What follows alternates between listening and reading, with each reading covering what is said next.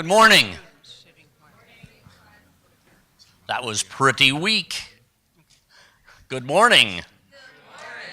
Ah, that's nice. We, if you could hurry the folks in who are still in the back there, that would be great.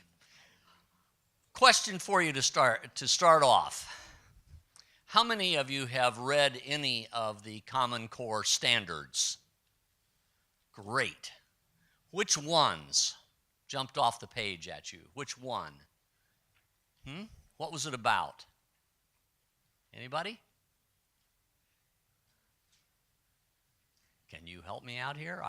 Let's see, I saw two hands in the front here, but I don't want to punish those people. Yeah. I can't remember specifically what they were about, but they're in my math textbook, my math teacher's class. They list the core standards. Okay, so the standards are listed in your math book. Yeah, some of them, and you have read them then as a part of your assignment. Is that right, or? Yeah, just reading the textbook. It labels the common. Okay. Yeah, just reading the textbook, and it identifies the Common Core standard, and you've made that connection. Okay. Anybody else? What's your experience with the Common Core standards? Anything different? No one can tell me one content area in the standards. Well, that's probably going to change before the morning's over, we hope. We have Common Core standards in math and in English, and we're going to be hearing about both of those. And we're going to be understanding the way in which the Common Core standards came into being and where they are right now in this whole process. You might be wondering what you really care about this. Why does this matter? Well, it matters for two reasons. And I'll tell you the one that is most pertinent to you at this point, which is that, of course, this is one of the choices for your research paper that you're supposed to be writing that's due next week, and we hope that you will have done some reading in this area before now to prepare yourself for this morning and also to prepare yourself for that paper. The Common Core standards, along with the area of teacher evaluation, will be the two choices you have for that research paper. The second reason, though, is while not as immediate as that concern, perhaps more of a long-term concern for you, because in fact the Common Core standards will be directing, at least in the state of Ohio and nearly every other state in the union, will be directing and determining both curriculum, what you teach, perhaps even how you teach it, and the dimensions upon which your evaluation as a teacher will be determined over the long haul. The performance of your students and how they are evaluated. All of those things will be driven in one way or another by these standards, and as they are implemented and developed over time. And you all are more or less at the front end of that process. You're all preparing to be teachers or wondering if you want to be a teacher. And if you decide that you do want to be a teacher and you go through the rest of your education, then these standards are going to be very important to you. So we really thought it was important for us to provide a good opportunity for you to learn about the standards and to have a good introduction to what these standards are. So we're going to start out this morning by having you have a little conversation between and among yourselves, and I want to mention who our speakers are today, so that you know who's coming up, and you can get as excited as I am about the opportunity to hear these people. Dr. Joanne Leitzel is on my left. I'm going to do all the introductions, the first two introductions right now.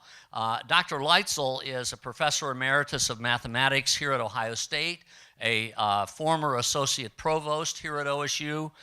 She left OSU to take a similar job at the University of Nebraska-Lincoln, and then she became the president of the University of New Hampshire. And then she came back to Ohio in her so-called retirement, right, Joanne? Yes, her so-called retirement, and began her work with the Ohio Department of Education to design and launch their K-12 mathematics initiative.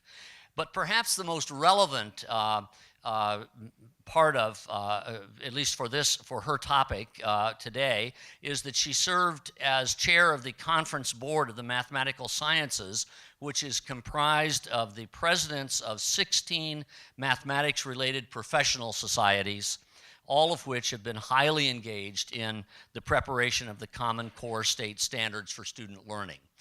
So she has been directly involved in this work for the last several years. Dr. Brad Fendell, I think some of you are in his class. How many of you are in one of his classes or, yeah, know him? Okay, good. A couple of you anyway. That's great. He's the Associate Director of the Mathematics Program for Teachers in Mathematics in the Mathematics Department here at OSU.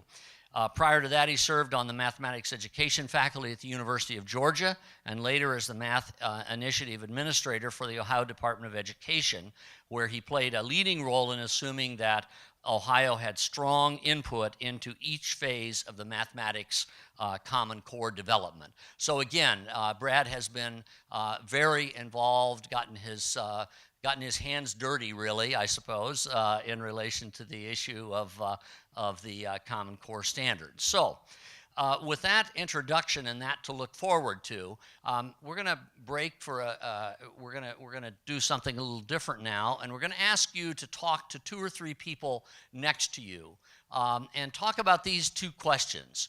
Is there a good reason to have Common Core standards for student learning across the states, and if so, why or why not? Okay, we'll leave the questions up there so you don't have to write them down. If we were to develop Common Core standards for student learning, who should do it? And why do you identify these people? Now, let's do this. Let's have the folks on this side of the room talk about that first question. The folks on this side of the room talk about the second question.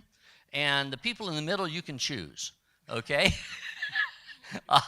So let's take about 5 minutes to talk about that amongst yourselves. Don't want you to get up and move around. Just next to each other, the people that you're sitting next to. All right.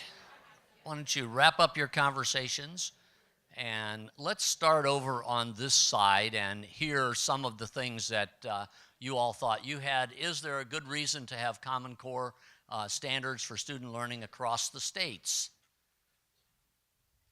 Anybody? How many said yes? Well, come on, put up your hands. How many said no? How many don't have an opinion? Aha. What's that? Say that again? Good and bad to it. Okay, so you did some evaluation in your discussion of it then, of that process. How many of you thought that it's not a clear question, a clear answer, I mean, that there's a lot of 2 sides to it? Okay. Who would like to share one of the positive things about having Common Core standards? Anybody? Yeah. Okay, so it's an attempt to provide everyone with an equal education. Okay. How about one of the negatives that you see? Anybody? Well, yes.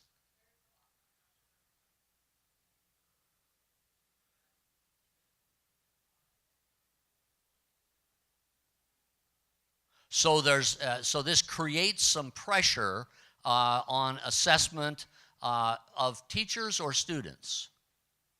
Both, okay, to make sure that there's an alignment between what the students are learning and the standards themselves. Okay, all right.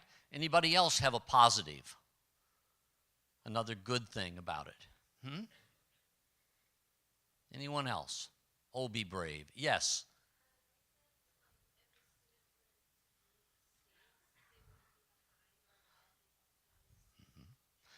Okay, great. That speaks to the across the states. If a student will be, because we have a very mobile society, a student who moves from one state to the other is likely to be much more in the same place in terms of their education if they have common standards and a kind of flow to those standards. Great, okay. Is there another negative that somebody would like to offer? Yeah.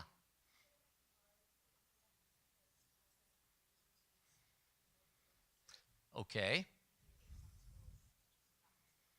So because we have an inequity or inequality of resources in the schools or the school districts, that it may be more difficult for some schools, individual schools, or school districts to implement the standards than others. Because that's partly a function of, at least in Ohio, the inequality of funding that we have between and among the districts, since it's based upon the property values in any particular district. Had to get a little pitch in there for school funding. Okay, all right, very good. Well, let's go over here and see. I'll come back to you guys. Let's go over here and see if we were developing the Common Core standards for student learning, who should do it? Who should do it? Yeah. Experienced teachers, okay. Who else? Yeah.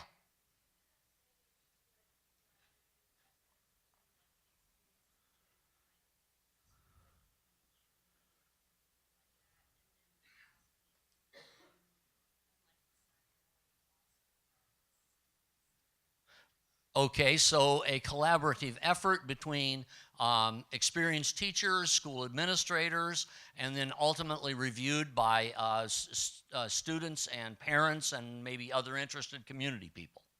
Okay, great. All right. Anybody else that should be included in that we haven't mentioned? Yeah. Ah, okay. People involved in the child development field or other professional fields that would be relevant. Okay, all right. Anyone else? Anybody else that you talked about? How about in this group? Did you talk about this question, anybody? The second question? And who are some of the people you identified?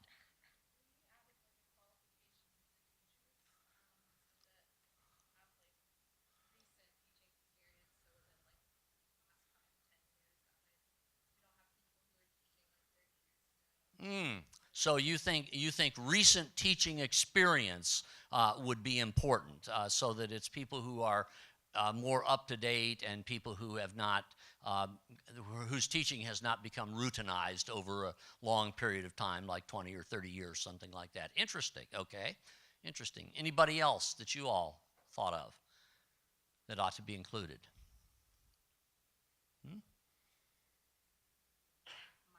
Mm-hmm. Oh, yeah. Employers. Ah, very interesting. Because after all, we hope that our students ultimately will get into the workforce, don't we? Yeah. So,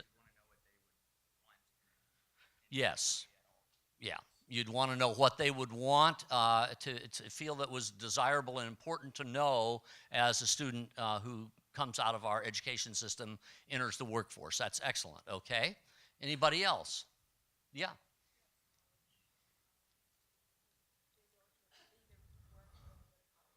Okay, so you'd want, colleges, from the point of view of admissions of students and being prepared to be admitted to college or university education. Okay, all right. We're getting a rather large group of people at the table here, aren't we? That's, that's good. Okay. Did you all have anything to add to what was said about is there a good reason to have Common Core standards for students across the states, or a bad, or reasons we shouldn't have? Yes.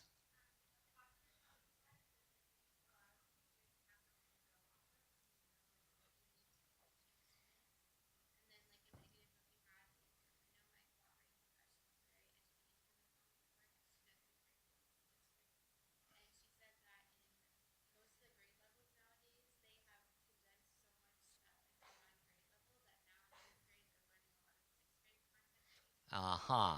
Okay.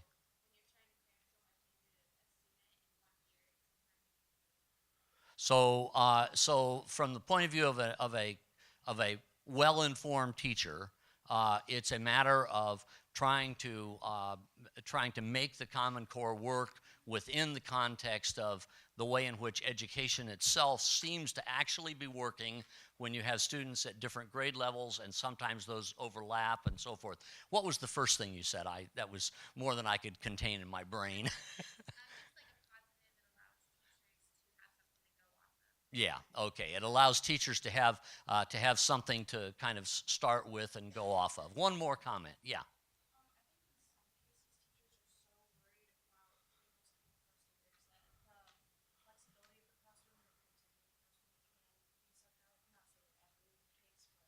Right. Okay. So that I'm trying to think about how to summarize that. Why don't you just say that? I said that in some cases, teachers are so worried about hitting those common core points that the creativity in the classroom and the flexibility is kind of lost because there's so much pressure to hit all those points.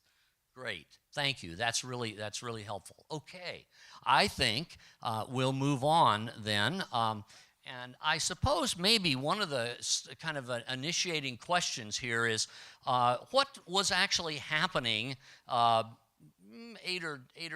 or 8 years ago that in fact encouraged the development of the standards, and how were people thinking about the development of these standards at that time? And Dr. Leitzel is going to help us understand that. You're going to go over there. Okay,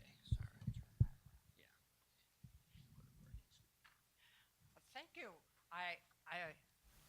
Thank you. Is this picking up? I very much appreciate the opportunity to talk with you this morning.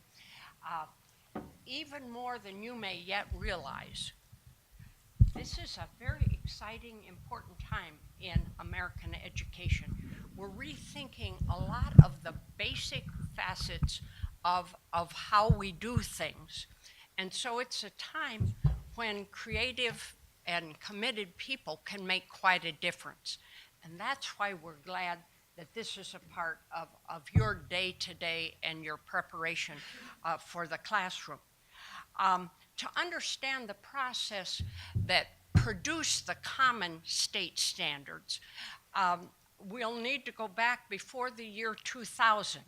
Now, I realize that some of you hadn't even started school yet in the year 2000, and you probably weren't reading the New York Times and keeping up with these kind of things.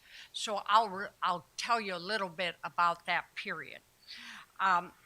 For many years in our universities and colleges, there'd been considerable concern about the increasing number of remedial students coming into our institutions, and about the sharp differences in student success shown by race, ethnicity, family income, and so forth. So those of us in universities were worried about this. In addition, by the year 2000, we were seeing not just student scores on US exams like NAEP and ACT and SAT, but we were beginning to see comparative scores on international tests. By then we had trends in international mathematics and science study, which we call TIMS. And we also had the program for international student assessment, which we call PISA, but it doesn't taste as good, at least to our palates. TIMS has been carried out since 1995 by an international organization of public and private research agencies. It measures student learning in 4th grade and in 8th grade in mathematics and science every 4 years. PISA is sponsored by the Organization for Economic Cooperation and Development, OECD, the more developed countries in the world. It tests 15-year-olds in member nations every 3 years. Now, let me give you an example of how we looked at that time on international tests. In 2003, for example, PISA assessed students from 29 excuse me, 29 member nations in mathematics, science, and reading. U.S. students out of the 29 placed 24th in mathematics, 15th in science, and 19th in reading. And regrettably, things haven't gotten much better.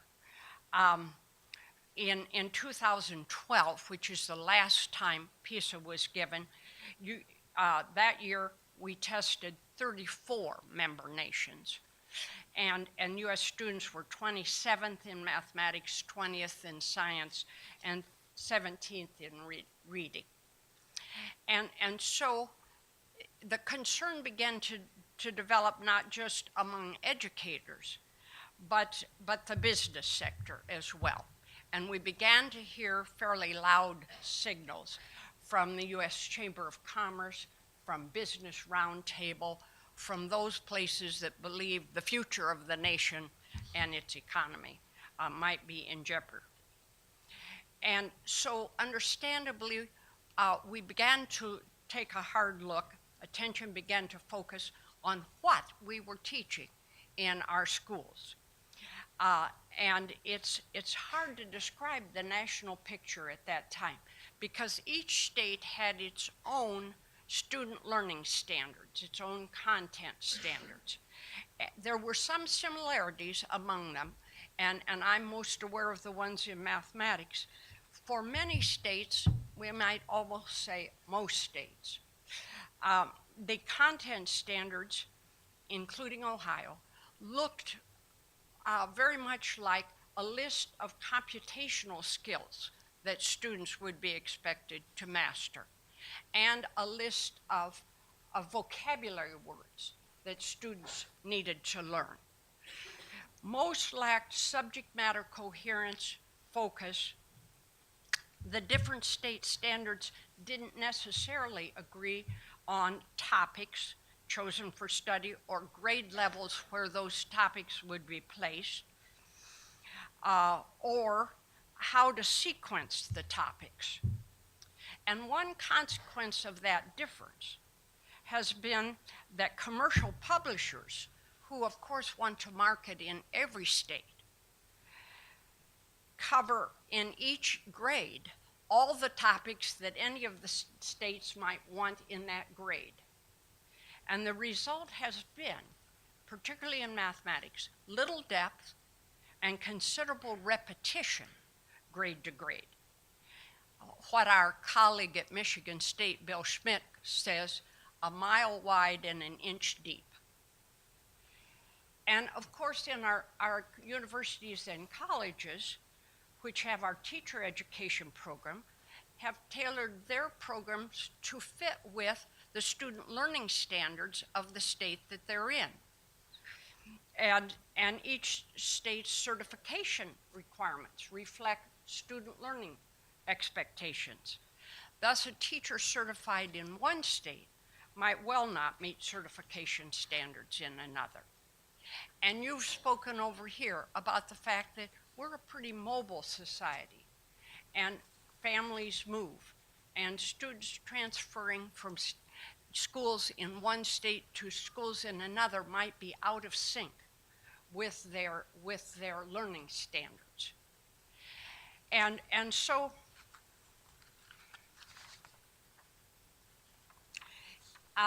it was in the year 2007.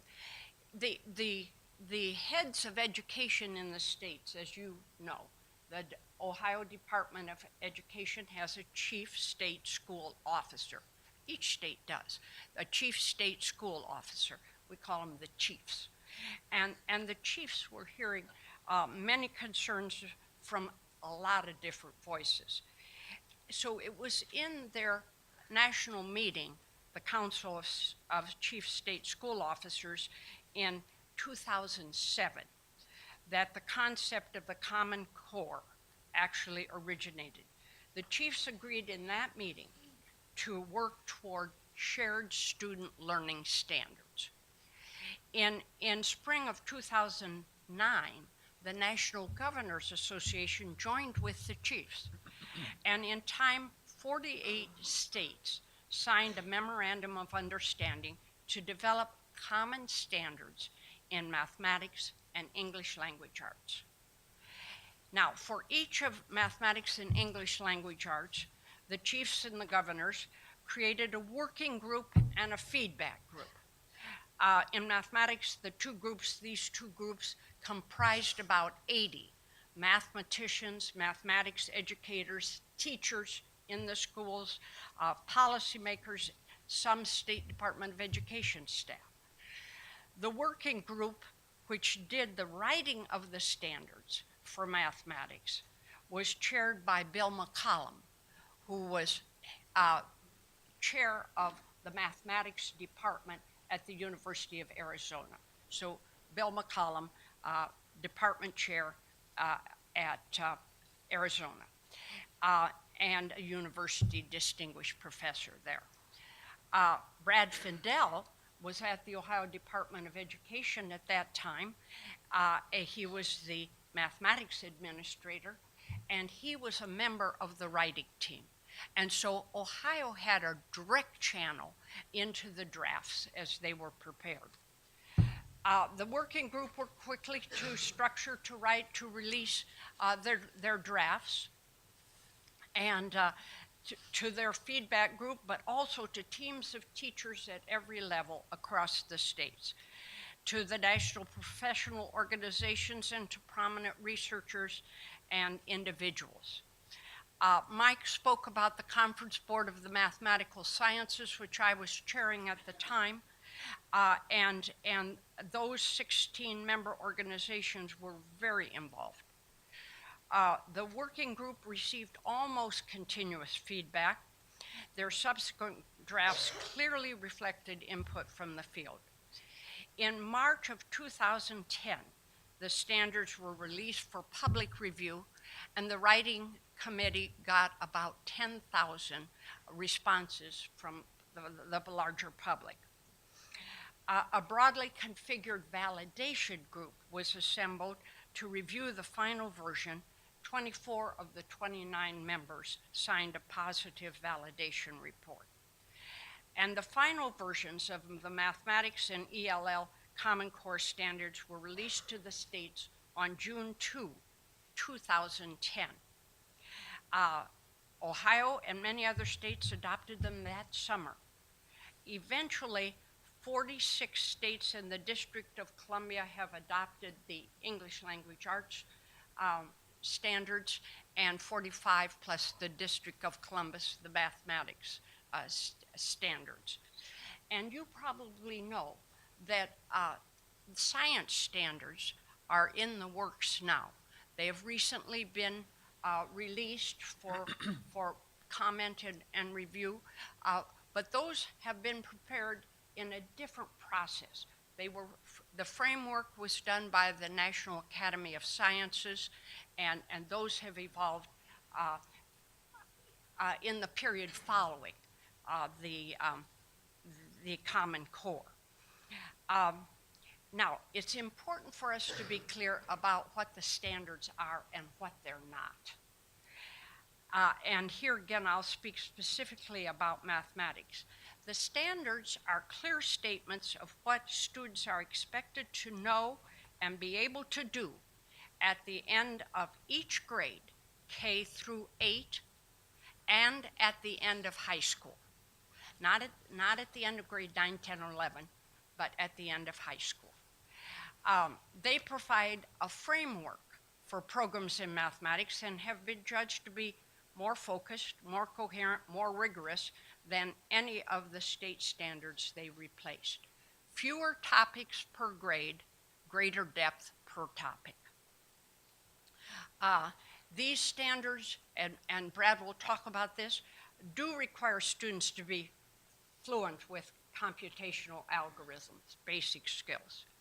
In addition, they give significantly more attention to the development of logical reasoning, analytic and problem-solving skills, and understanding the connections within mathematics and the ways in which mathematics describes real-world events, and the phenomena of nature.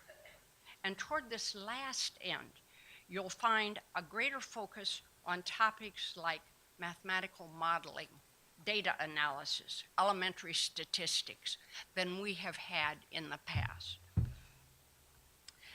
In addition to the content standards, for mathematics, we also have 8 standards for mathematical practice.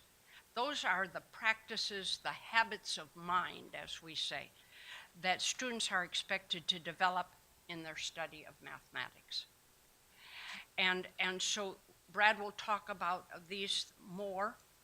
Let's talk a minute about what the Common Core standards are not, because there's some confusion about this. These statements are outcome statements. They don't speak to what is required for successful implementation. The development of the curriculum plan, new instructional materials, assessments to measure student learning, programs to prepare teachers to teach to new standards. Each of these is essential for successful implementation. Each is very challenging, and each is underway now. Let's say a word about who's responsible for each of these, because there are days when I think the easy part was getting the student learning standards written. Here comes the hard work. Designing the curriculum plan and choosing instructional materials are the responsibility of school districts, just as it was before we had common standards.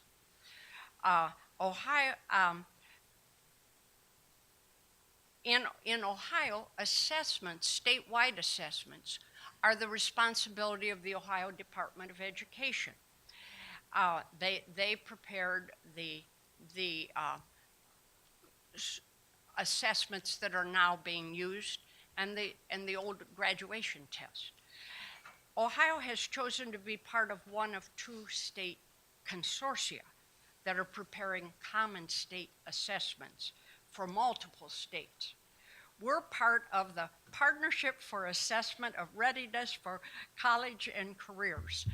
We call it PARC because who can even remember what that stands for? This is a consortium of 18 states plus DC and the Virgin Islands. The second consortium is called Smarter Balance. It includes 22 states. Ohio's not in Smarter Balance.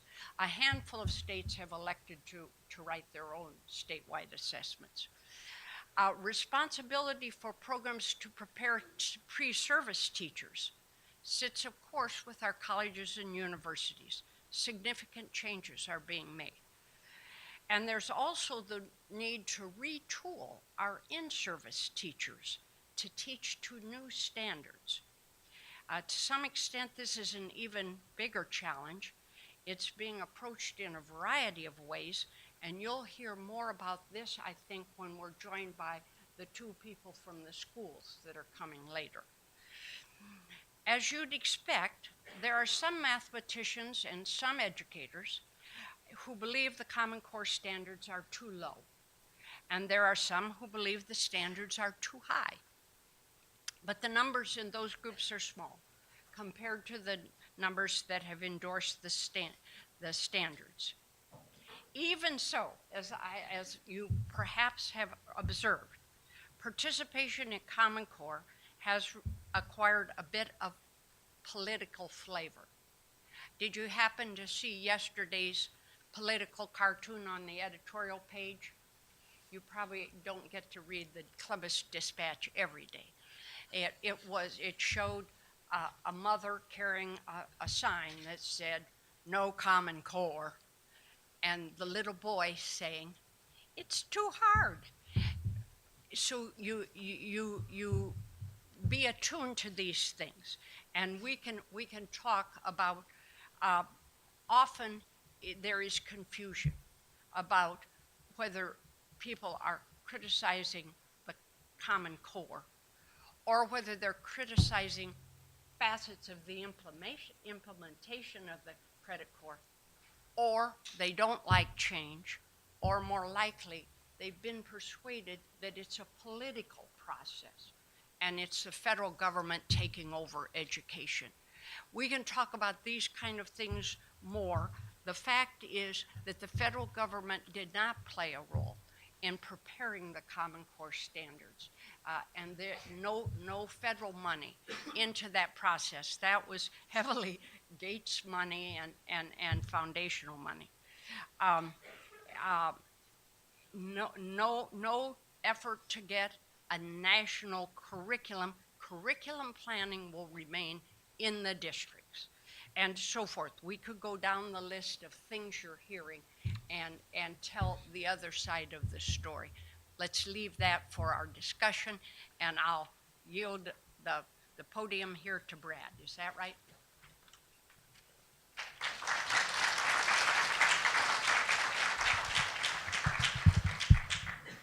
While Dr. Fendell gets his PowerPoint up, I'll just say a word of thanks, first of all, to Dr. Leitzel. That was really informative in terms of how we got to where we are, and we really appreciate your taking the time to be with us today and do that. Dr. Fendell is going to help us understand the overall goals of those who develop the standards, and as well as some of the specifics and structure of the mathematics and English standards. Brad. Thank you, Dr. Casto, and thank you, Dr. Leitzel. It's a privilege to be here and see a few familiar faces out there. From my middle grades course, Mathematics for Middle Grades Teachers, I teach here in the mathematics department now, and I also teach I teach courses for elementary, middle, and high school teachers, but my elementary class is in the morning, so anybody who's taking FEEP now can't be in my elementary class this semester. Dr. Leitzel mentioned that I was on the writing team that developed the Common Core State Standards for Mathematics, and I've had opportunities to present all over the country about the Common Core, and in some of those cases I've had the opportunity to present alongside some of the writers of the English Language Arts Standards. So in fact, I'm going to say a few things about the English Language Arts Standards as well, drawing from slides that were provided by Sue Pimentel, one of the lead writers of the ELA standards. Dr. Leitzel mentioned that the writing teams were quite large. Writing and feedback teams were about 80 people across math and English language arts. But in each case, there were 3 lead writers who really made many of the decisions about exactly what goes in and which feedback to take and whose suggestion to pay attention to and who to ignore. And so Sue Pimentel was one of those lead writers for ELA. As Dr. Leitzel mentioned, Bill McCallum was the head writer, the chair of the writing committee, essentially, for mathematics. So one of the things I hope you'll see today, let's see, and just, I'm going to give an overview of what the Common Core are about, give you a sense of the insides of them, and I hope you'll see some major themes here, that all students means all students now with the Common Core, in a way that it hasn't before, and that the work is going to involve improving instruction. I mean, in order to really reach these new more ambitious standards, more focused and coherent standards, and rigorous standards, as Dr. Leitzel mentioned. But in order to reach these standards, it's going to require that teachers collaborate more than is typical now, and collaborate toward reaching more students more of the time. And I hope you'll also see some commonalities in the messages across mathematics and ELA. So a little bit of the rationale. Dr. Leitzel mentioned this idea of college and career readiness. There's as Dr. Leitzel mentioned, recognition that a lot of folks who graduated from high school, high school graduates weren't really ready for college level work in mathematics or in English language arts, and really weren't ready for careers, in various career areas and occupations. And so the Common Core were written to improve those situations. And in English language arts, one of the issues was text complexity. Students could read, high school graduates could read texts that were, at the 3rd and 4th and 5th grade level, but reading texts that were really at the college level was significantly more challenging. So there was a big gap between college texts and high school texts that were typically used. Only half of high school graduates are able currently to read the real college and career readiness text, the kind of texts that you would be using in some of your introductory courses, even in your gen ed courses. And in fact, many texts that are required to, manuals that you need to read in order to operate machinery or those kinds of things in various careers have a higher reading level than many high school graduates have.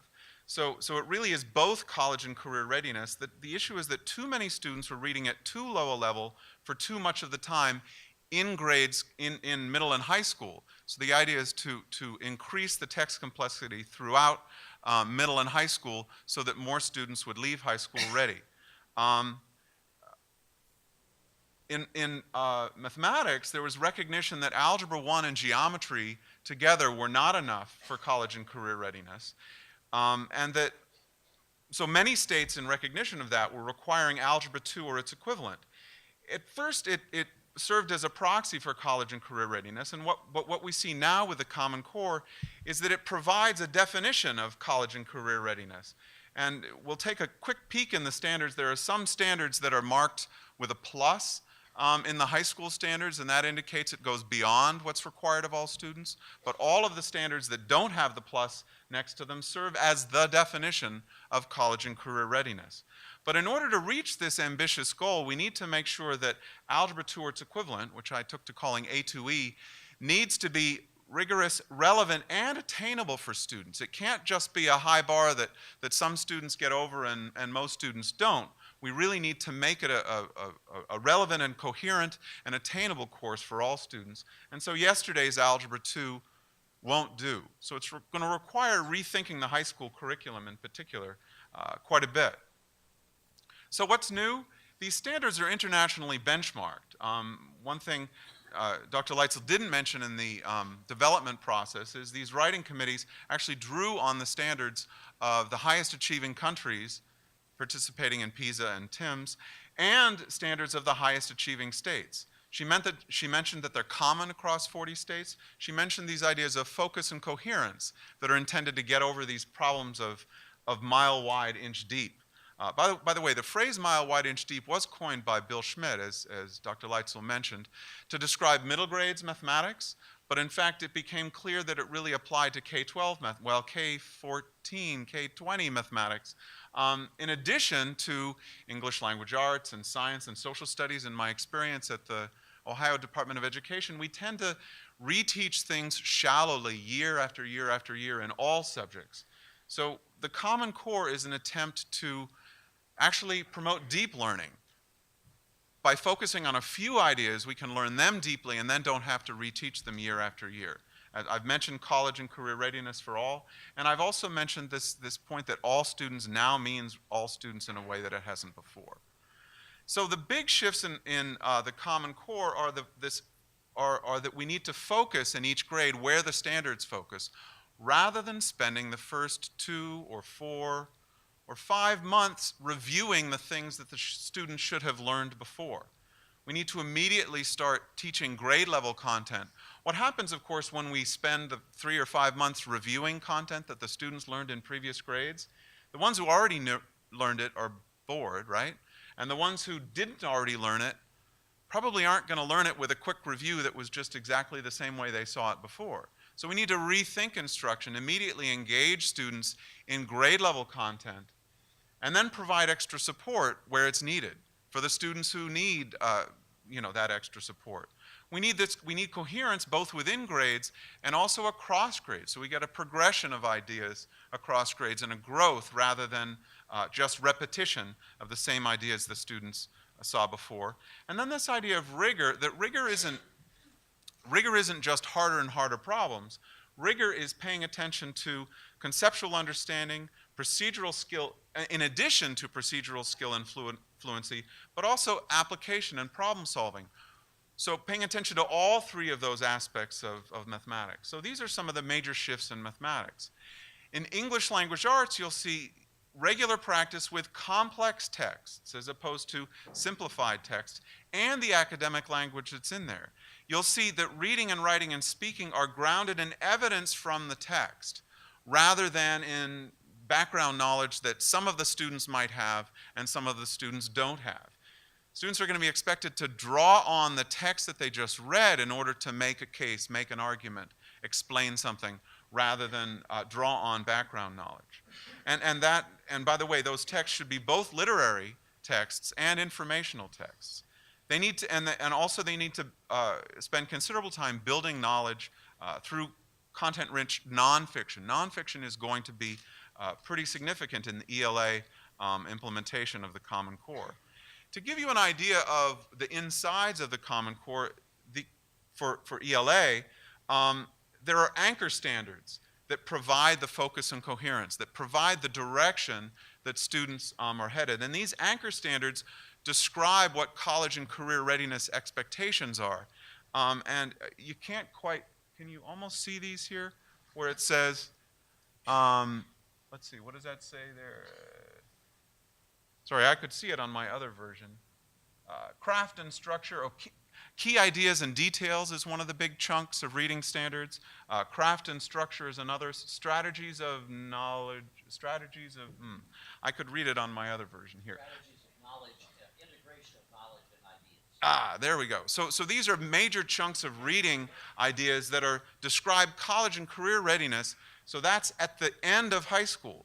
But then, in fact, if we look at specific grades, what we see is those same categories serve as organizers for the standards across grades. Kindergarten is this first column, first grade and second grade. And so in order to really understand what the second grade standards are like in reading, you can look at where students have come from in grades K and 2, and then you can place third grade right up there and see where kids are headed in grades 3 and 4, so you can really see what the growth needs to be across the grades. So if you have students who are behind, you see what you need to fill in with, and if you have students who are ahead, you see what directions you want to point them in. So that gives you a sense of the progression of skills and understandings across the grades. And there is this one-to-one correspondence with the college and career readiness standards that are the targets for all students. So these ideas of text complexity and text-dependent questions are crucial in the ELA standards. This idea of informational text is also important. Writing to sources. That means writing based on what you've read in source documents rather than just making up stuff off the top of your head. Academic vocabulary is important. And marshaling arguments, that bringing the, pulling together the ideas that can actually make the case for whatever argument you're attempting to make. An important piece of this is there are, in addition to the ELA standards that are intended to be taught in English language arts classrooms, there are these companion standards for literacy in history and social studies and science and technical subjects that explain these connections across the content areas. Dr. Leitzel mentioned the mathematical practices. These are standards for mathematical practice. So, and if you read some of these, you'll see that they actually build on standards that have been there before. We've talked about problem solving in mathematics for a long time, but this first standard for mathematical practice says more than that. It doesn't say problem solving, it says students are expected to make sense of problems and persevere in solving them. Number 3 is another one of my favorite ones. Students are expected to construct viable arguments and critique the reasoning of others. Well, that means they need to talk to each other. That means they actually need to explain their thinking to each other. So these standards for mathematical practice are things that we expect all students to be doing in the classroom in grade appropriate ways. I mean, the kinds of viable arguments that a kindergartner would make would be different from what you'd expect from an 11th grader, right? But these, again, serve to organize what the Common Core state standards are about. Looking at the content standards specifically, each grade in K through 8 starts with an overview that identifies some critical areas of focus. You'll see these critical areas of focus in grade 2 include extending base 10, understanding of base 10 notation, building fluency with addition and subtraction, using standard units of measure, and then describing and analyzing shapes. So those are four big ideas that can serve to guide a grade 2 teacher in what grade 2 needs to be about. And the nice thing about having just four big ideas is that the grade 2 teacher can actually know his or her big ideas and have them ready and use it to make on-the-fly decisions during class. So these, as I said, and so that these critical areas of focus are then elaborated in these paragraphs that precede the standard to give you a sense of what the standards are about. And I like to think of these critical areas of focus as sort of cross-cutting themes that tie the standards together across the grades. If we look at the standards themselves, you'll see here's four standards that are organized, these are for first grade, that you can see the grade level there. And this domain organizes the standards as well. These standards are for operations and algebraic thinking in first grade. And here's a cluster of standards that are about understanding and applying properties of operations. And then down below, the numbered items are the standards themselves. So in each grade, you have about three or four critical areas of focus organized in several domains. You have about 10 clusters of standards and about 25 standards themselves. So I've seen standards from other states. I mean, 10 or 12 years ago, New York State put out some Algebra 1 standards with 160 standards for Algebra 1. I mean, can you imagine trying to teach 160 different things? With the Common Core, we've really attempted to tie things together, about 25 standards per grade, about, as I said, 10 clusters, and then 4 big ideas per grade. It really is much more focused and coherent than what we've seen before. In grades K through 5, we focus largely on number. Fractions are treated as numbers on the number line rather than just pieces of pie and pizza and things like that. And we begin with unit fractions, which are fractions with ones in the denominator, ones in the numerator, excuse me. So if you think about 3/5 as being 3 copies of 1/5, then it can be, students can figure out that 3/5 plus 4/5 ought to be 7/5, because if we have 3 things of size 1/5 and 4 things of size 1/5, then we have 7 things of size 1/5. So we can really use those ideas to build up what fractions are about. The standard algorithms are present in grades K through 8. And then statistics begins in a big way in grades 6 through 8. And there's a lot of algebra and geometry that had formerly been in high school that you now see in grades 7 and 8. So this is why for the folks here who are in my middle grades mathematics class, you'll see a lot of algebra and geometry that you probably saw in high school is content that you might be expected to teach to your 7th and 8th graders when you're out there teaching 7th and 8th grade. The high school standards are not organized by grade level for reasons that you'll see in a minute, but are organized in these conceptual categories. These aren't courses. We have a big chunk of standards around algebra, another big chunk around functions, and they're separated for interesting and subtle ways. There are standards about modeling and about geometry, about statistics and probability.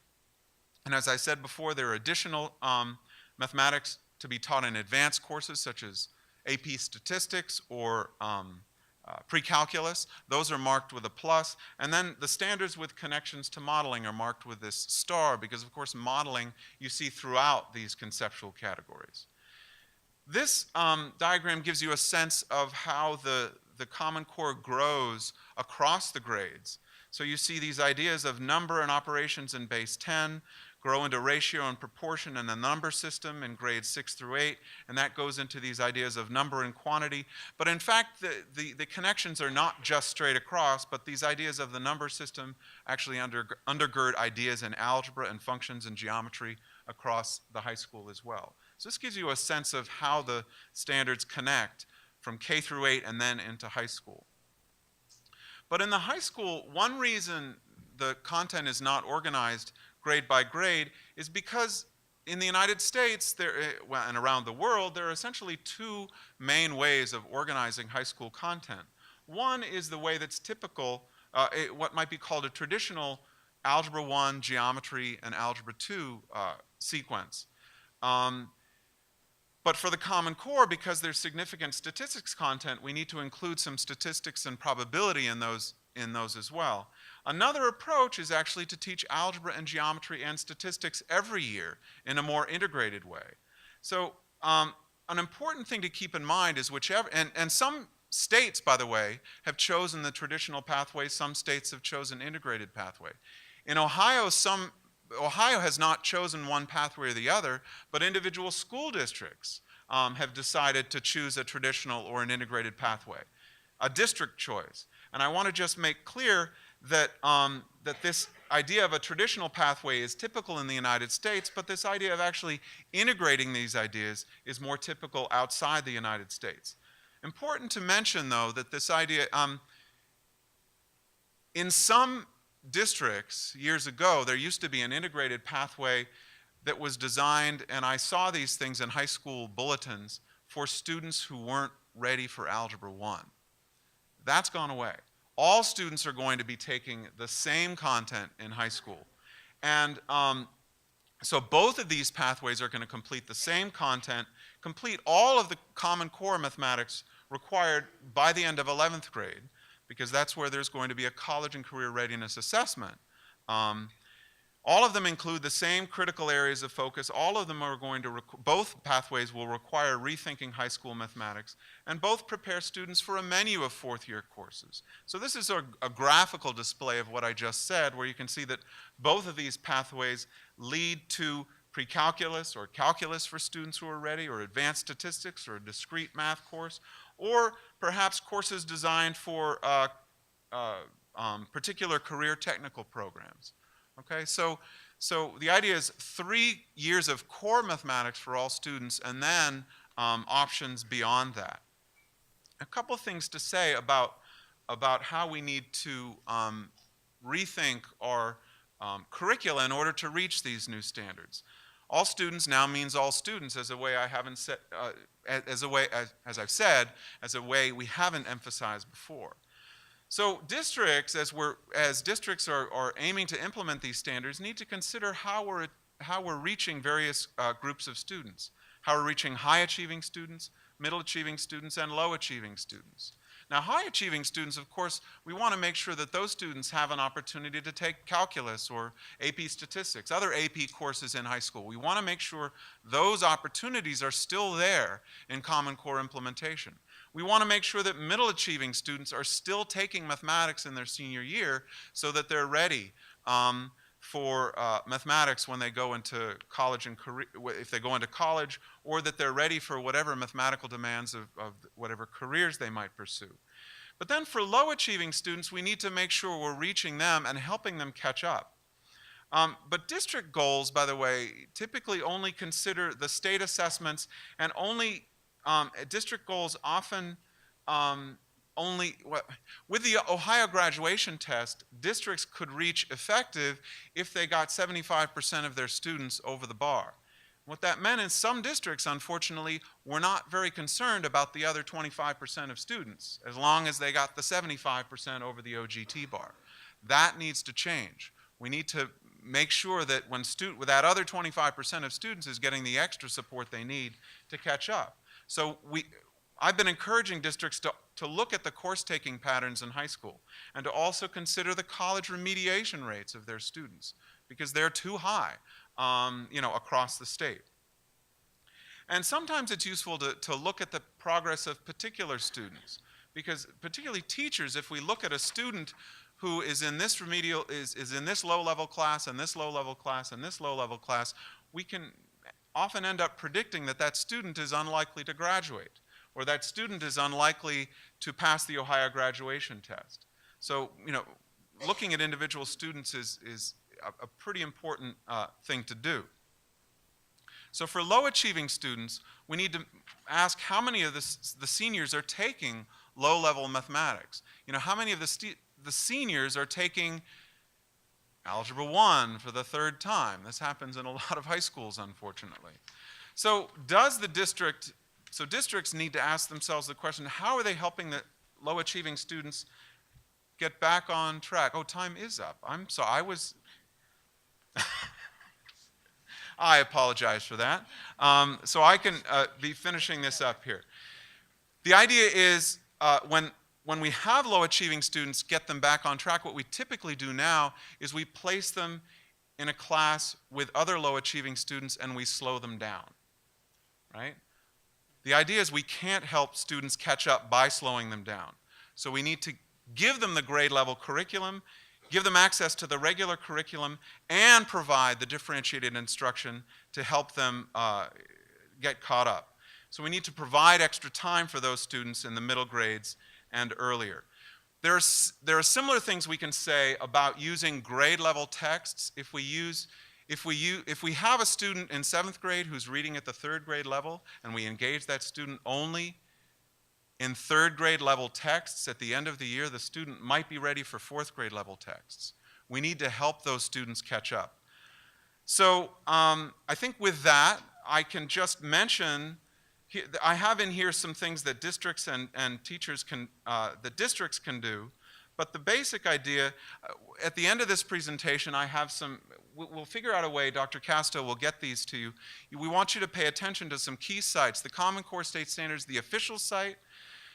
Achieve the Core is a site that was started by some of the lead writers of the Common Core, so that has excellent resources there. The partnership, then that both assessment consortia are places you should look. Even though Ohio is participating in PARC, you ought to look at the Smarter Balanced website for additional resources and ideas.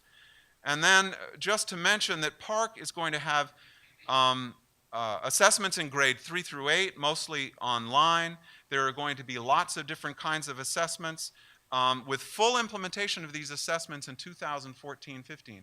So those of you who are out in schools now are seeing your teachers, your cooperating teachers, begin to pay attention to the assessments that will be arriving just over a year from now. Thank you.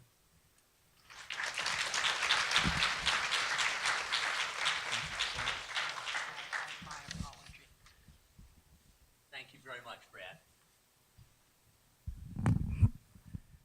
Okay, we're going to have everyone formulate a question because we're going to have a Q&A time, but I think we'll do that by asking you to stand up and talk to 2 or 3 people next to you about what question you would like to ask our speakers.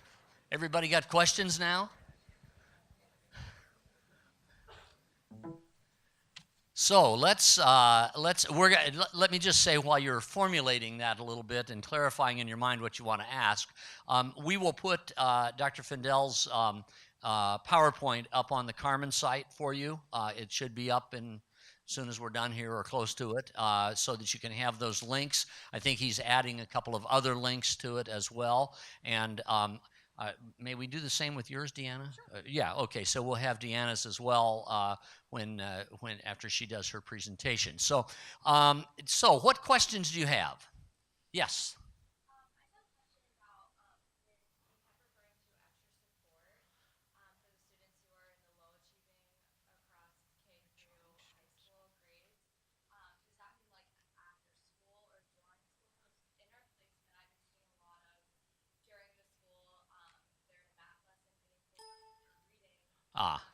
Yeah. Yeah. What do you mean by extra support for low achieving students? A lot of what goes on now as extra support is our pull-out programs of one kind or another, right? Yeah. Yeah, okay. I'm hoping our district personnel can speak a little bit to how specifically they've done it. But one important thing to keep in mind, should I stand up with it? Doesn't matter, I don't think. One important thing to keep in mind is that this extra help for these students shouldn't be instead of regular instruction.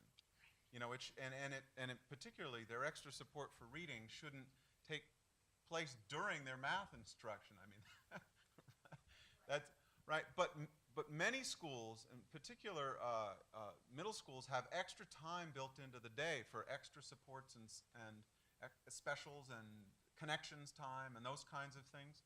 So that's one way it can be built in. In high schools, I know some schools have, for students who need extra help, they're enrolled in the regular math class, say Algebra 1, but also enrolled at the same time in a math support class in addition. So they take math for, you know, 2 50-minute periods a day instead of just one. So those kinds of things are what are recommended.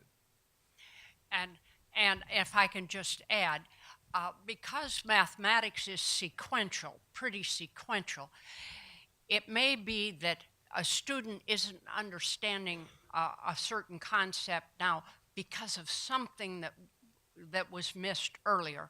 And the challenge to the teacher is to figure out where the gap is and address the gap.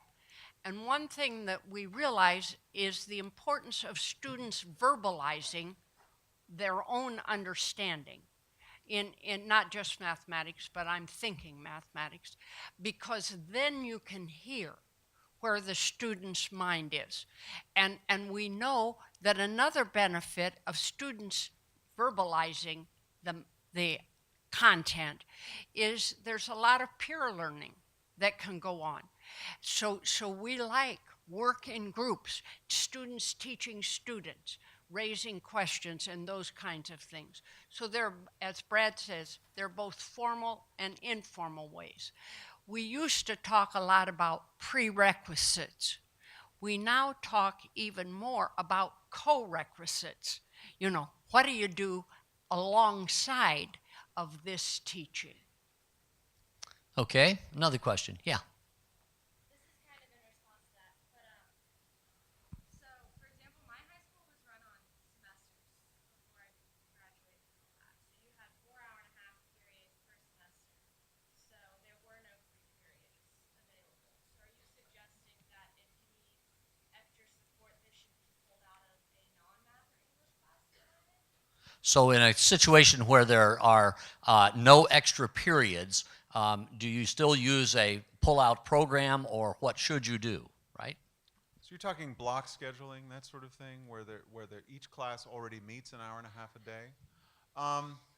Block scheduling, I'm just going to speak to mathematics here. Block scheduling offers considerable challenge for mathematics because students might take mathematics only in the fall and then not take mathematics again for a spring semester and then a fall semester and then take it in the following spring, right? I mean, these kinds of things happen through the scheduling. So there are some pretty significant challenges that block scheduling schools are going to need to pay attention to in implementing the Common Core, because having those kinds of big gaps,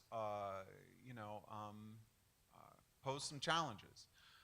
Those kinds of gaps in time, I would say, pose some challenges. Now, one thing that some schools have done, though, is actually have a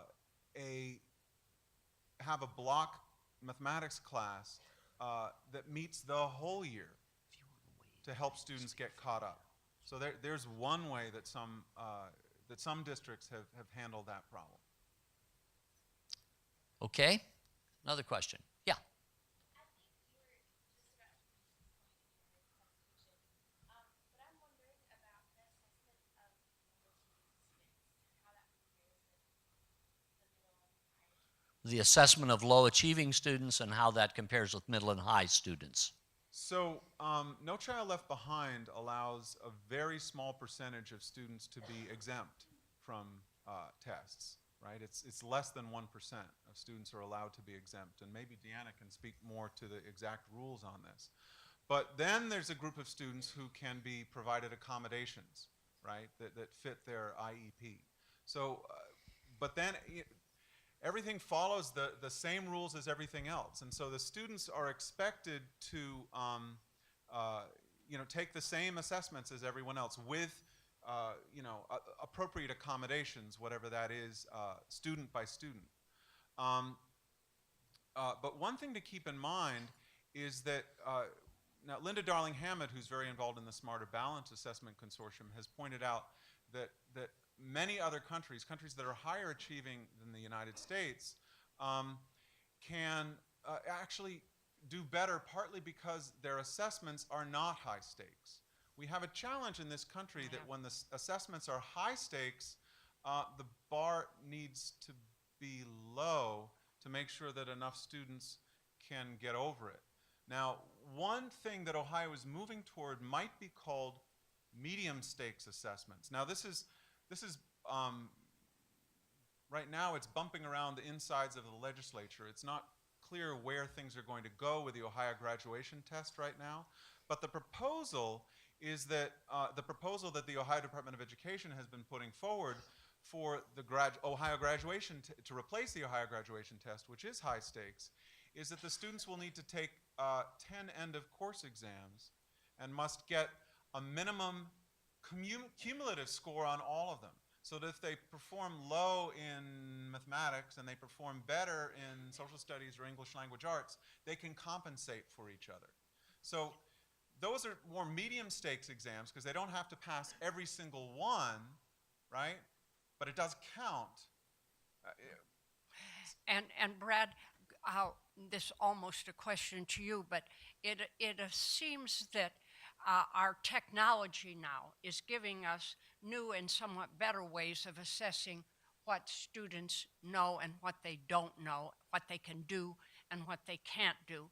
And they, at least Smarter Balance, I think, is going to produce computer adaptable tests so that if you and I are both being examined at the end of grade 8, and I miss problem 3, but you get it right, I'll get a different problem 4 than you will, because the assessment needs to figure out, why did I miss problem number 3? How fundamental is my misunderstanding? So it's a little bit like, I think, the last driving test I took to get my license renewed or something. No, when I came back here from New Hampshire, you have to take the driver's test again. And it is the same kind of test. If you miss one, then you're channeled this way. If you get it right, you're channeled that way. And so we may have better ways of assessing what our students have learned than we had in the past. Would you agree? Do you want to speak to this, Deanna? I think your original question was about how children who are not as academically able are able to be successful on the assessments. And as Brad was saying, there are requirements in the law that 1% of the student population is alternately assessed. Typically, in most school districts, that 1% of students wouldn't even be in public school. They would be in centers such as the Heiserling Foundation, places where students with severe cognitive problems are located. So we don't see a lot of that taking place. The alternate assessments that are offered to students in schools as of last year changed significantly and became, they had been more of a portfolio type of assessment and are now more of an assessment aligned to the standards with pencil paper kinds of tasks. So it is going to be more challenging for students who have those severe cognitive delays to be successful on the assessments than they have shown in the past. That was Deanna Lowers, who many of you know as our district coordinator from Southwestern City Schools. Deanna has a day job, right, Deanna? I think. Right, that's the staff development director for Southwestern City Schools. Okay, another question. Yes. So I know it was brought up that the core standards weren't implemented by the federal government. I read a very brief article that compared the U.S. internationally, and it made a point that a lot of those top-ranked countries, they have a federal education system. And I just wondered what you guys thought about that, just because there aren't as many people to go through when you're trying to make these big changes that we're trying to make here right now. This is the advantages or disadvantages of federal education system in some of the top-ranked countries. You know, I think we see in other nations different ways. Some of the countries that do very well are small in population, and the United States is big, and I think there are very good reasons why education is a state responsibility, and that's maybe a discussion for another day, but. I would not expect, and I would be pretty worried if we moved away from that. Okay. Other questions? Anybody? Yeah. Mike, can I just respond yeah, to okay, that? yeah. It is true that in many of these other countries, the federal government, or so the national government can just decide what changes are going to be made to education. And then it happens, and they can bring the resources to bear on it. In the United States, because education is a state responsibility, states, well, a state and then a local responsibility, the leadership needs to come from states. But what we have an opportunity to do now with these common core state standards is give states a chance to work together and share resources and strategies, share the development cost. And remember that states decided on their own to sign on or not to these common core state standards. And I think that's the way it had to happen in this country, because if the federal government had taken the lead in this, oh, yeah, the objections would have been big. And the outcome might not. And the outcome would have been quite a bit different as well. Yeah. Okay. You talked a lot about how you want to teach less, but in more depth, so you don't have to review it year after year. But the thing is, how are you going to keep students from retaining information instead of just memorizing everything for the test and then just forgetting about it? Because that's what a lot of people in high school do. How do you manage retention of information when there is so much to learn? Well, speaking for mathematics, when mathematics is about remembering, it can't succeed for very long. When mathematics is about reasoning and problem solving and making sense of things, then mathematics can build on previous understandings. And we really need to move toward mathematics teaching and learning that's more about the ideas and the understanding rather than tricks that help you get the right answer. Tricks that help students get the right answer work for the test that's Friday. But then, as you say, the students forget. So we need to change the contract between students and teachers. And so this is going to be we need to change the contract between students and teachers so that it's really about learning and not just about getting the right answers. And it's going to take some time. Okay, another question? Susan?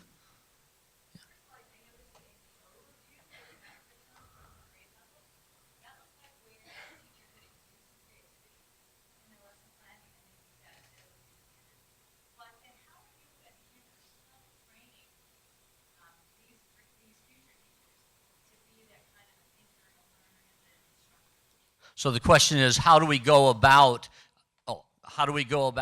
preparing future teachers to be able to make the kinds of decisions and provide the kind of education that you've been describing? Because of the disconnect between the way they have been trained previously and the way they're going to be expected to teach. I would love to hear from some students who are taking math courses here. 1125 or 26 or 1165 and 6, or have taken them in the past. Anyone want to speak to at least your impression of what we're trying to do? Yeah. I mean, this is the first time I think I've ever really understood the why behind that, and like we've been talking about in the past, where you brought up that you really do learn the reasoning behind, not just the steps that you might have learned in previous courses in high school and whatnot. But I guess now transitioning, how do you teach those teachers who are already in the classroom how to transition? Because I mean, I think we are getting a great understanding through these courses, but the teachers are already in place. So you feel like you're getting in your training now, you're being prepared to teach in this way, but you're worried about the professional development for existing teachers, and how do we go about making that transition for them? Okay, anybody else want to respond to Brad's request? Yeah, sure. Yeah. So in Southwestern City Schools, we did a full training program over the last 4 years that involved our elementary school teachers specifically. And most of our elementary school teachers really were those algorithm kinds of teachers. You went in a subtraction problem, you go next door, you borrow from your neighbor. No discussion of place value, no discussion of alternate strategies. And we did internal professional development. We had 2 math coaches who were just spectacular. And they did training for our entire staff to the tune of $85,000 a year to bring them up to today's standards for math instruction. And you'll notice, those of you that are in our elementary buildings, I hope you notice now that there's a large emphasis on problem solving. There's a large emphasis on a program called Number Talks. As the professors were mentioning, communication skills in mathematics and that ability to reason through something is critically important to kids' success all the way through math. So we've done a lot in Southwestern to try and give our teachers resources and coursework to help them understand alternate strategies as well. And we're in the process now of making that transition between our elementary and intermediate buildings into what the middle school teachers will see. Our middle school program has been a very traditional program and has just last year gone to a National Science Foundation mathematics program that's much more problem-solving based. So we are making that switch all the way up through the 8th grade level. Haven't made it there in high school yet, still working towards that, but we are making progress in it at the K to 8 levels. Okay. I would just add to that one of the, so providing extra, bring teachers together to provide some professional development to give them a sense of what this is about is an important first step. But a big part of what's going to need to happen over the long term is to create a habit and a culture in schools of teachers actually supporting each other and sharing ideas and sharing strategies. And as I said in my almost first slide, teachers working together, collaborating to reach more students more of the time. That needs to be sort of the guiding principle. So we'll add to that we also have a very active PLC movement, or professional learning community movement, and TBT, teacher-based team movement, where our teachers at the K to 6 levels have developed common assessments for their students. They routinely come together to discuss student progress, alternate strategies, shared grading practices. So when they look at a particular problem, they can determine a rubric that's appropriate for that particular problem and move it forward so that the teachers have a common understanding of all the different strategies the students could use to show understanding for that particular part of mathematics. So, and that happens not just in math, but in life literacy as well. And in our intermediate grades, our science group is also pretty active. Social studies not quite so much yet, but the math, literacy, and science through K6 is pretty active. We'll take one more question. Anybody? Yeah.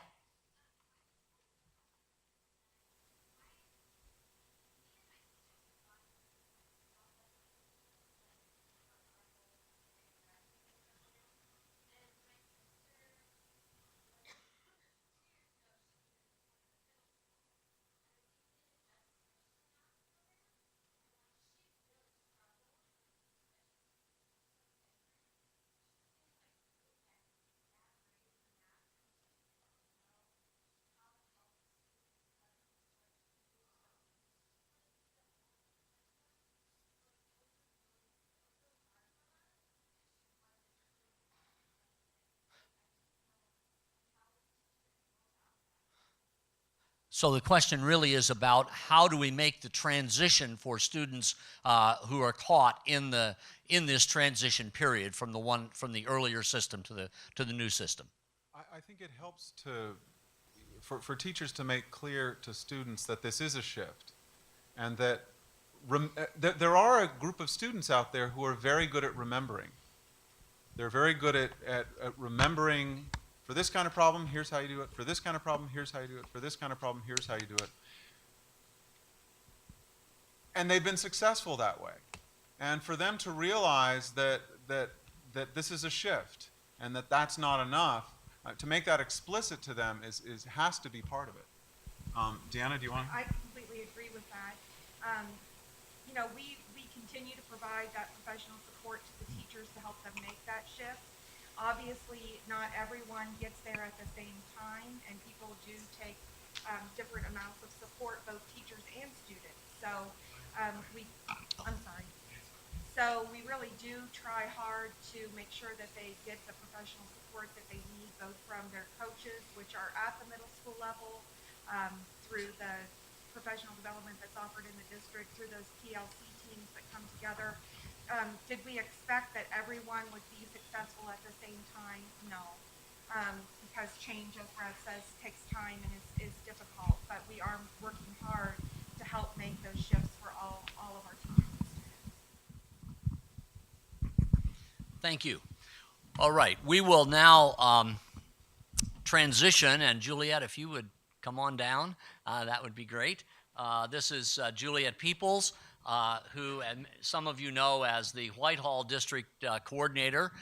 She is actually also has a day job at Whitehall City Schools, in which she is the Student Services Director. And I think we're going to start with Deanna. Deanna and Juliet are both going to speak to giving us some insights about the teacher evaluation system, and they are going to, so we're going to switch the topic in some ways, although I think you really need to see that these are integrated, that one flows from the other, but they are the two choices you have for your research paper. So, you're going to come up here, are you, Dan? Okay, yeah. That battery's dead. So as Dr. Casto said, at Southwestern City Schools, we've approached this entire process as one of integration and of scaffolding. So I'm going to talk to you a little bit about what we do. So in Southwestern City Schools, we completed negotiations for a new contract for our administrative team in June, and then also completed that for our Teachers Association in about October of this year, which allowed us to put both the Ohio Teacher Evaluation System and the Ohio Principal Evaluation Systems into our written contracts for both of those groups of professionals. So we are currently operating under OTES and OPES for both groups. As we looked at this, what we see is that there's a true alignment between different programs throughout the state of Ohio, and perhaps in my teaching career, this is the first time I feel that this has ever happened. What I see of students coming out of the college system is that you all are now familiar with the TPA, that you've had some experience with that you've had an opportunity to begin this idea of looking at lots of pieces of your practice and being assessed on that work. So as I went through just one of the evaluations or assessments that the TPA requires, it says that teachers are required to present criteria aligned with big ideas or essential questions, standards, and learning objectives. So in Southwestern, what that says to us is that there is a focus already, even at the college level, on standards for education. And we refer to those now as Ohio's new learning standards. We very rarely refer to things as Common Core anymore. And the reason for that is, as someone over here brought the question up of that idea of a federal set of standards versus state standards, we recognize and know that those are state standards, the Common Core, but many of our community members had concerns over Common Core issues, and so referring to them as Ohio's new learning standards, as all of them are for literacy, math, social studies, and science, we can avoid some of the confusion and conflict that those parents felt. So we refer to them always as Ohio's new learning standards all the way through. So we like the idea that starting at the college level, you all are looking at those content standards, becoming familiar with them, and having assessments that are based upon your ability to translate those standards into practice for students.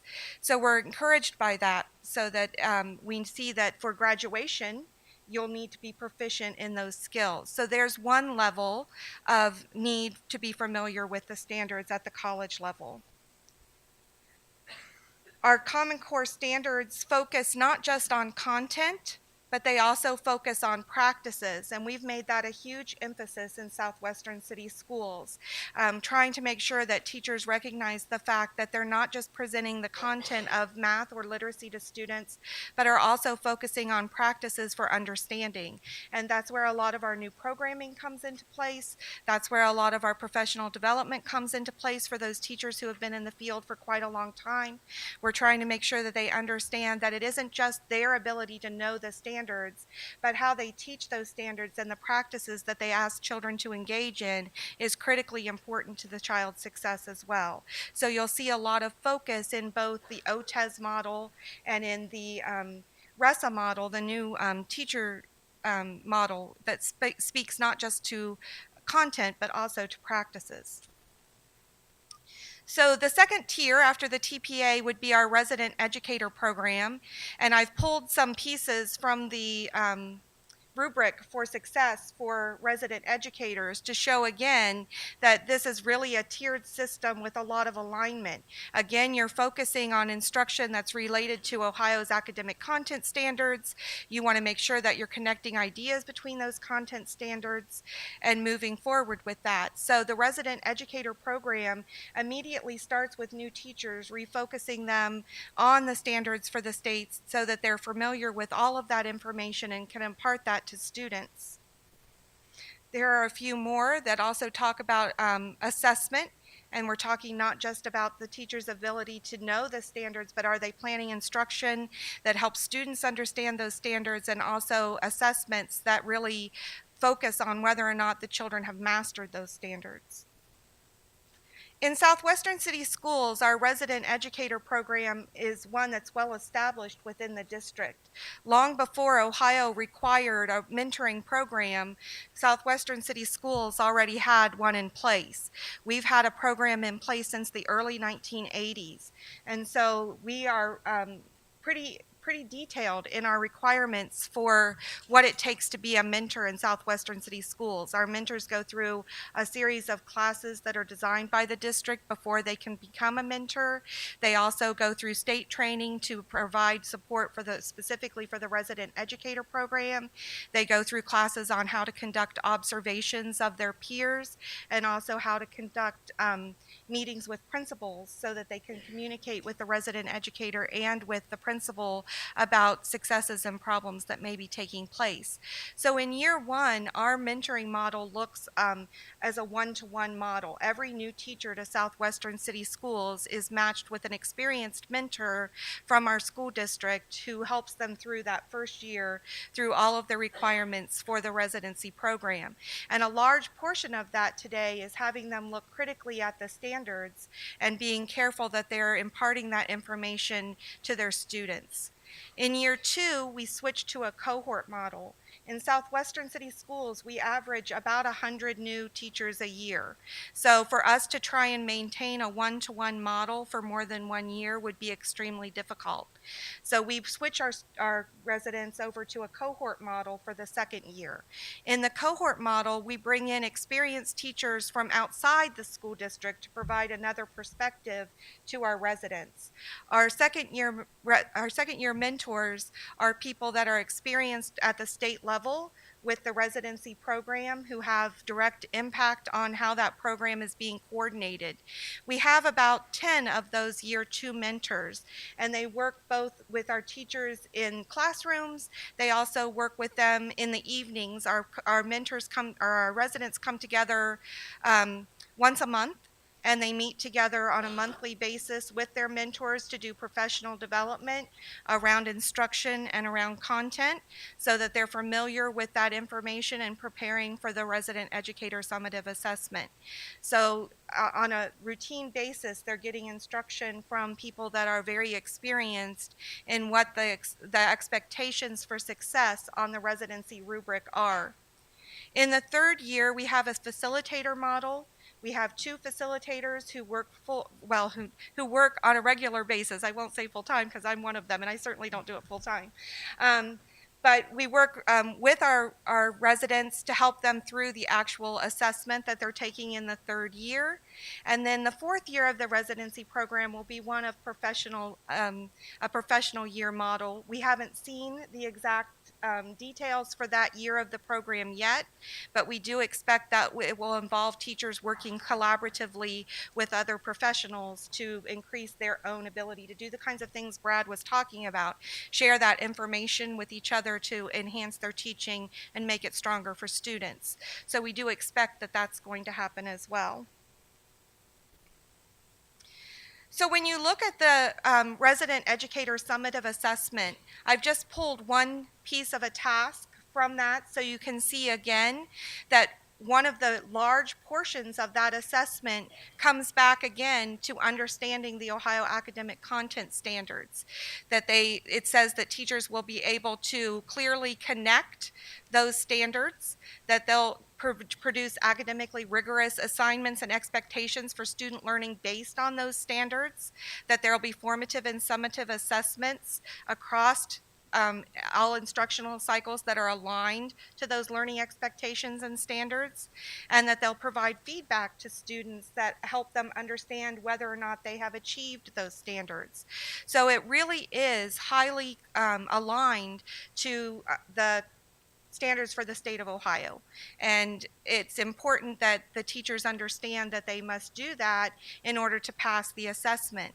So the Resident Educator Summative Assessment is the way that you will become licensed to become a teacher in the state of Ohio.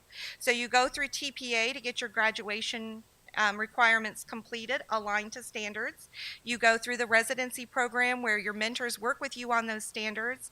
You take the Resident Educator Summative Assessment where you show mastery and understanding of your ability to impart those standards to students. So everything is coming into that whole picture of success aligned around the standards. After you become a licensed teacher, you fall into the first time the IPDP process, which is your individual professional development plan, which is also aligned to the district CIP, which is a continuous improvement plan, which is aligned to the standards. But for the Ohio Teacher Evaluation System, there is again a rubric that's closely aligned to the standards. So I've pulled a few pieces also from there so that you can see that. In Southwestern City Schools, we are trying to do the evaluation system for the first time.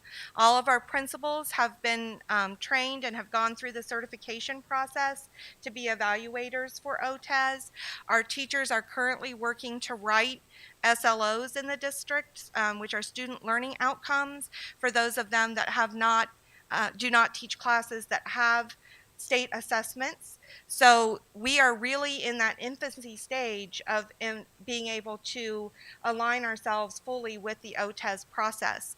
But we are working hard with our teachers to make sure that they understand what the expectations are. And what we have found district-wide is that the teachers who have been mentoring, the teachers who have been coming through the residency program, are much more familiar and much more comfortable with the rubrics from OTES than any of the other teachers in our district. So that shows us once again that there's a real alignment and a true understanding that's coming from the college program through the residency program and into the evaluation system.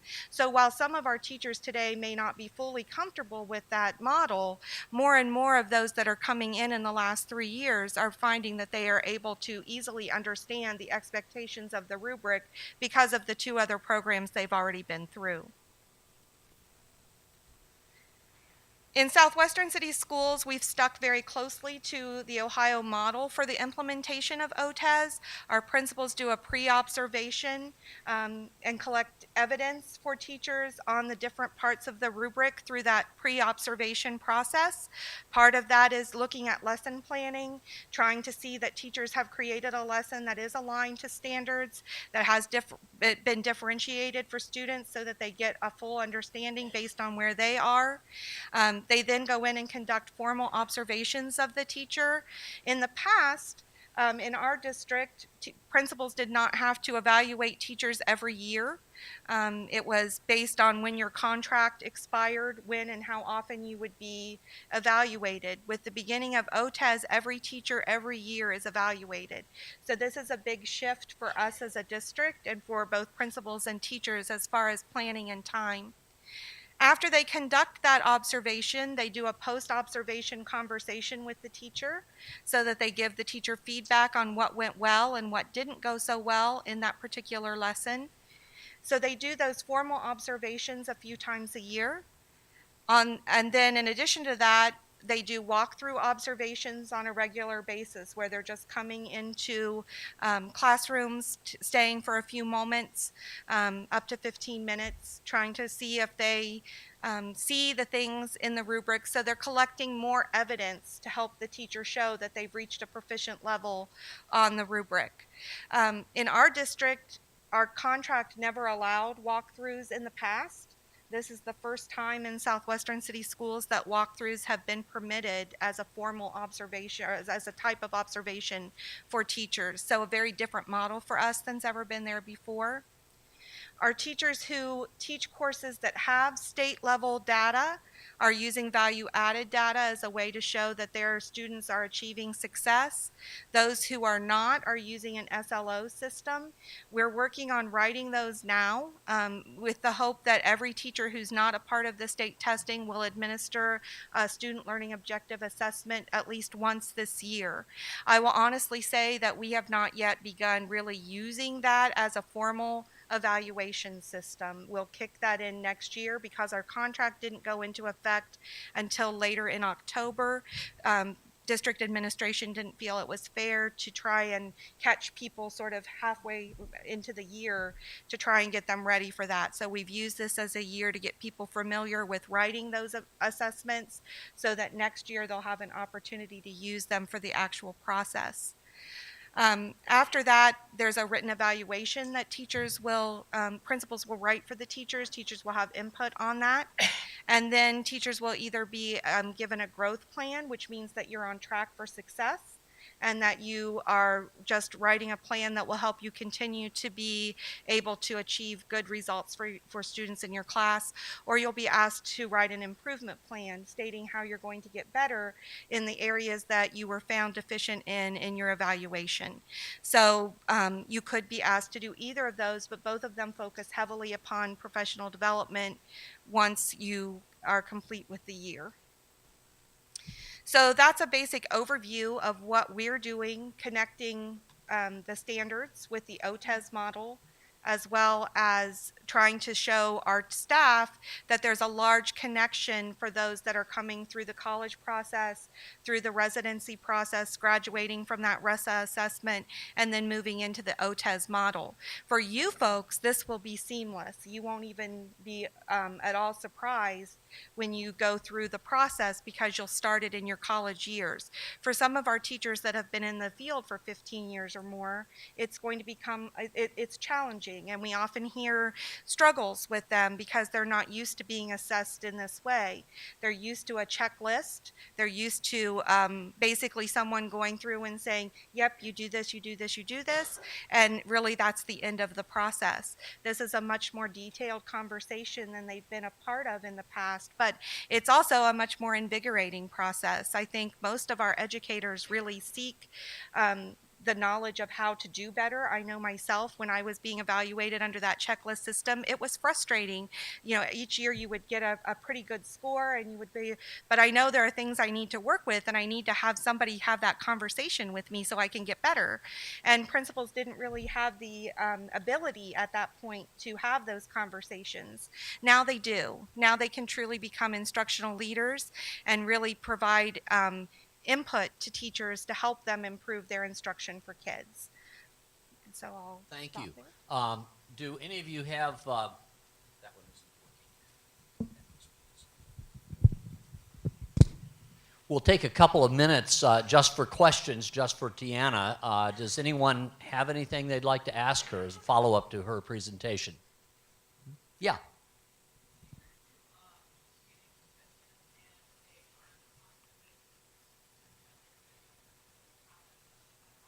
What happens to teachers who are over and over again need to be reevaluated?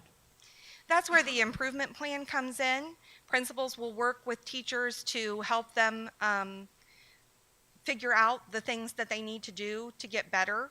And over time, if they're shown to be deficient over and over. We have a system in place in Southwestern already that would put them on notice that their contract is in jeopardy and they could be dismissed if they don't improve.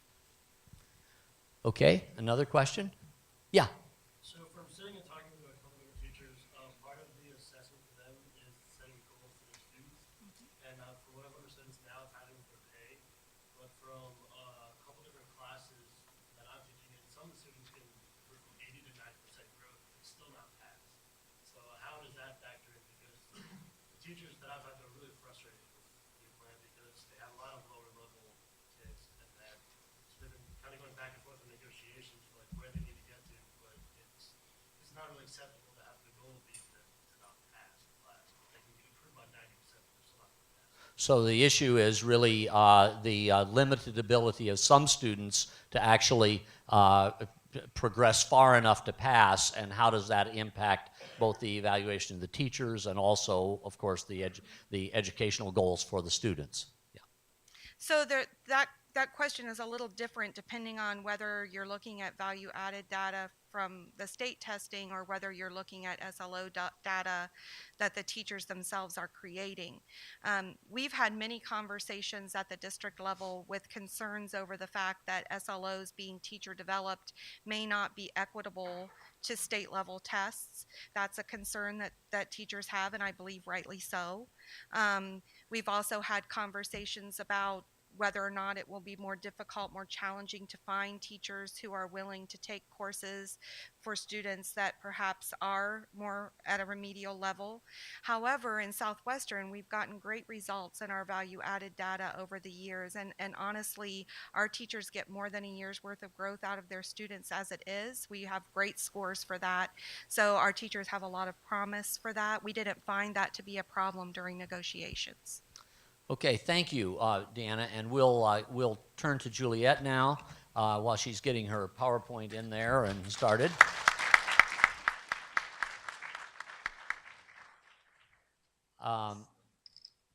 We have a lot of jump drives, don't we?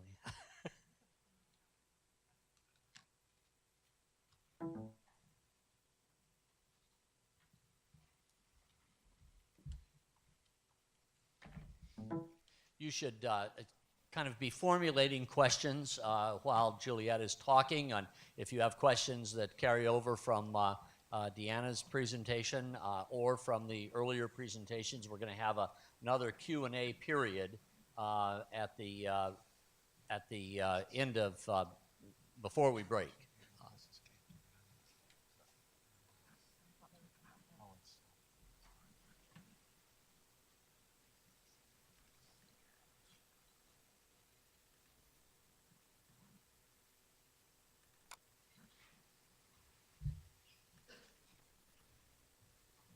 There we go.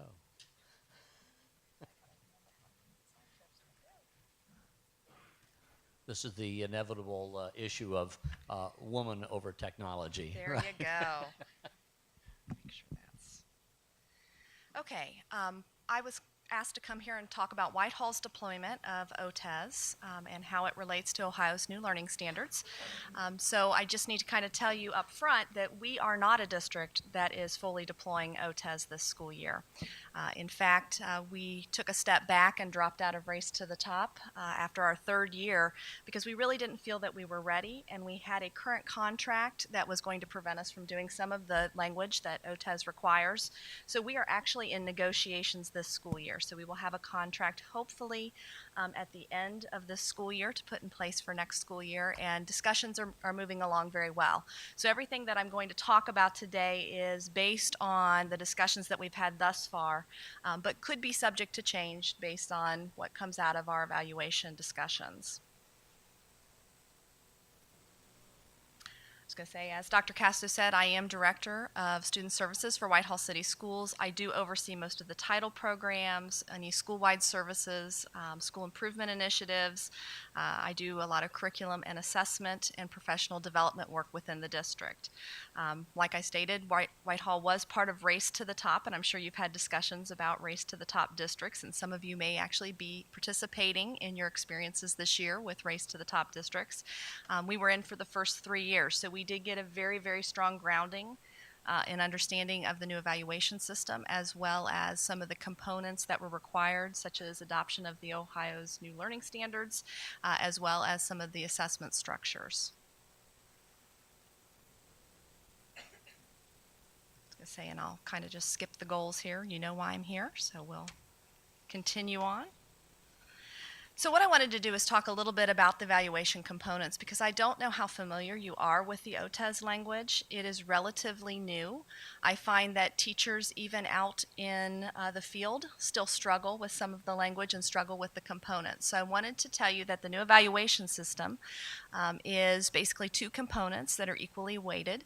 There's a teacher performance rating, which is at minimum 2 30-minute observations, and then they talk about walkthroughs. With a final result and a performance rating given that actually goes into an electronic system that the Ohio Department of Education will manage. Our teachers, this component is very comfortable for them. For years, our evaluation system has been based on Charlotte Danielson's work. Enhancing professional practices, so they're used to doing a lot of work with rubrics. Our evaluators are also used to doing work with the rubrics and having discussions based on that. So really this was not a contentious point at all in our discussions. We have also been doing McCrell walkthroughs for about 5 years. We are discussing that we may change and stop doing the McCrell walkthroughs, which is something that just kind of collects data so that you can see trends in your schools and across your district, to really look at creating a walkthrough document that will allow us to gauge what we call FIP, formative instructional practices, because that is something that we are really committed to in our work, and that would be one way to kind of unify an instructional strategy that we're using with an evaluation component. The second measure is your student growth measures, and that is value add, and we are not only getting value add in our district through the state assessments, but we are also a SOAR district with Battelle for Kids and have been for about 4 years, which means we give additional testing, grades 2 through 8, in subject areas that are not the required state assessment subject areas. We also administer end-of-course exams through ACT at our high school. So we're getting a lot of those data pieces and have been for several years. We feel that's going to be a really nice complement into moving into the new park assessment, as well as into the end-of-course exams at the high school level that the state will be providing. So there's the value add, the approved vendor assessments. A lot of the SOAR pieces actually fall in under that. And then the local measures, which is the student learning outcomes, and that is probably the biggest piece that we're having discussions around through the evaluation system. I know Deanna said that was one of the areas where there's a thought that it's not equitable necessarily in terms of teachers being able to create their own assessment and create their own levels of student success versus the state. But you know, I think we will be able to reach some language and have that go into effect. We have some groups piloting this school year, the SLO process, and they're starting to get some pretty good results. So I think as we have those groups present their findings, a lot of them had semester courses, which was nice, so we could collect data early on. I think we'll really get some language that's solid around that SLO process. But I know that that is the one that teachers are most concerned about. Just like Deanna said with Southwest, Whitehall City Schools tends to really do well in value add. Historically, that has been kind of our saving grace with the report card system.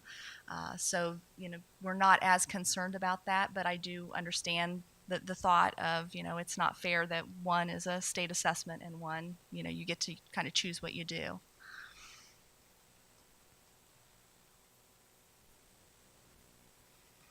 I wanted to show you the state model here, and I would encourage you to get online at the Ohio Department of Education and look, because it does show you kind of what your different levels are and your final summative rating. You can be accomplished, skilled, developing, or you can be ineffective. And so those are kind of terms that are difficult to have some discussions around. A lot of times, you know, people don't want to look at the lower two ratings, developing or ineffective. And honestly, when you first start out, you're probably going to be developing. Your skill set just probably won't be where you need it to be. And it's a lifelong process of learning new strategies, learning new techniques, learning from your students and from mistakes that you make in the classroom to become a fully proficient and skilled educator. And there's nothing wrong with that. But I know that a lot of the folks that are currently in the system and have been for years and years and years, those two pieces kind of really cause some difficulty in terms of trying to rethink about their own current practice.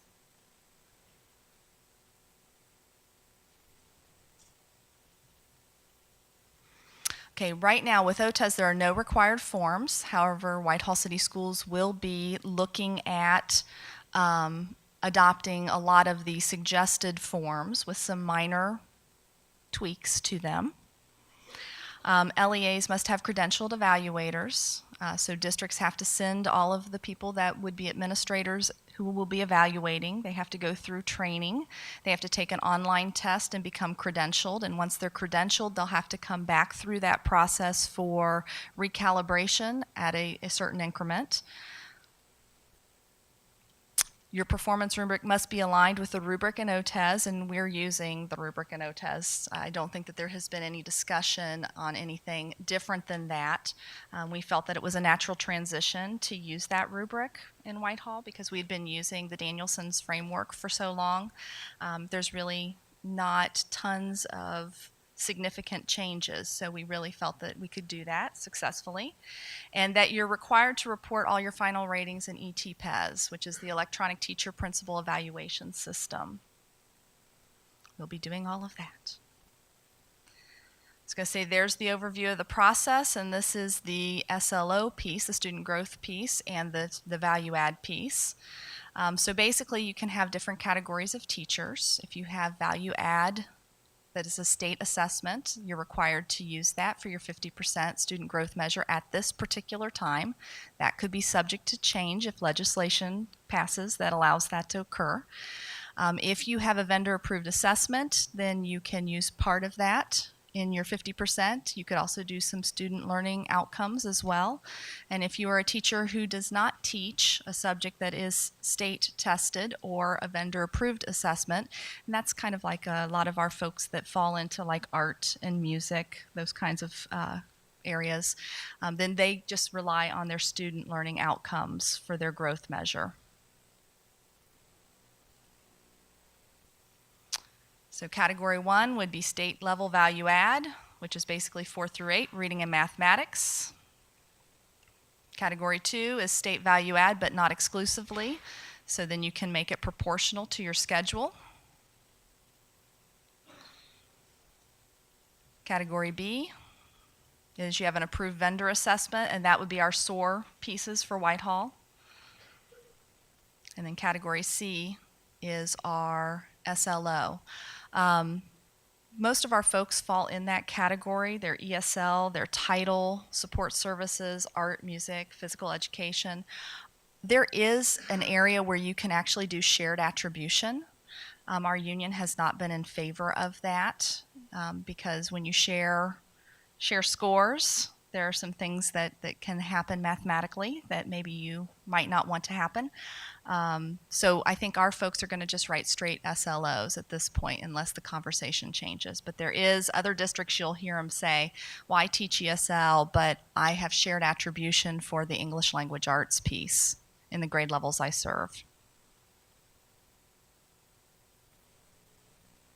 So the SLO process, because I know you're all dying to know about that. Basically, it needs to be measurable, it needs to be long-term, it needs to be based on academic growth, and you have an increment of what they call an instructional period. And districts define that differently. So a lot of folks start in September or October, and if you're in a year-long class, they end in somewhere beginning of April, maybe mid-April. We know that that's not the end of the school year, but our constraint is that we have to have everything uploaded into ETPES by early May. So we have to get all the data in and done. There's some of the shifts that we've already done in Whitehall to accommodate this process and make it a little easier is in the middle school, we used to do 9-week periods for a lot of our enrichment type classes, our art, music, phys ed, health. We have switched to semester courses so that the smallest increment of instruction would be a semester in our district. There will be no 9 weeks. We just didn't feel that in that process it would be fair to ask teachers to collect data, provide instruction, and then post-test students in that short period of time. So basically with an SLO, you have baseline and trend data. You have a student population. Then you basically have a time period that you're covering your instruction. The standards have to be aligned in your SLO. Assessments that will be used to measure student progress have to be predefined, and you have to have some sort of expected student growth rate and the rationale behind that growth. So what it's asking teachers to do is really hone in on where students are in their learning, where they anticipate they can be in their learning at the conclusion of the increment of instruction, or the instruction interval.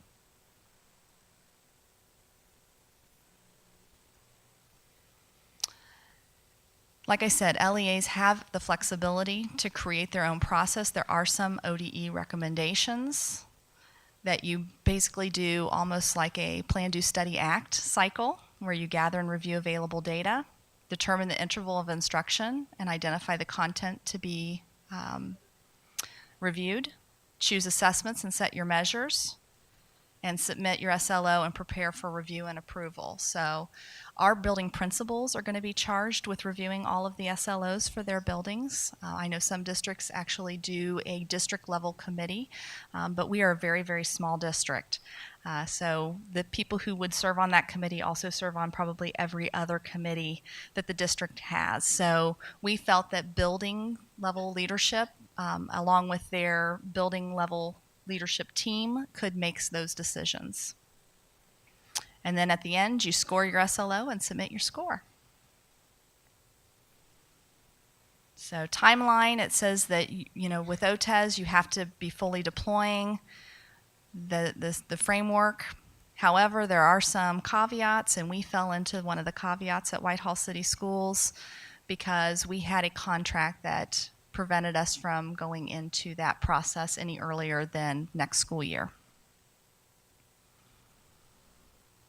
So we are currently deploying the principal evaluation system this year. We are preparing to fully deploy OTES next school year. We are currently transitioning to Ohio's new learning standards this school year. We began in 2012. We transitioned our K1 and 2 folks, actually K1, 2, and 3 folks first. At the same time, we were simultaneously working with the high school to start to revamp their course structure, because I don't know if you know this, but it takes high schools a lot longer to revamp structure than the elementaries. They seem to be able to turn quite on a dime. High school, you have schedules and credits and course descriptions and lots of other things. So we really started talking with those folks to get them really looking at what we could do coming up in the next couple of years to be fully aligned.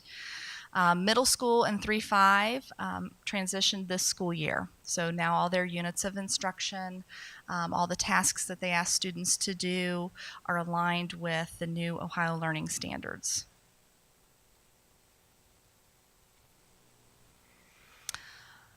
The process of aligning was, and still is, quite lengthy and tedious. We revised units of instruction, and we retooled using instructional practices through the MDC and LDC models, which are the Mathematics Design Collaborative and the Literacy Design Collaborative.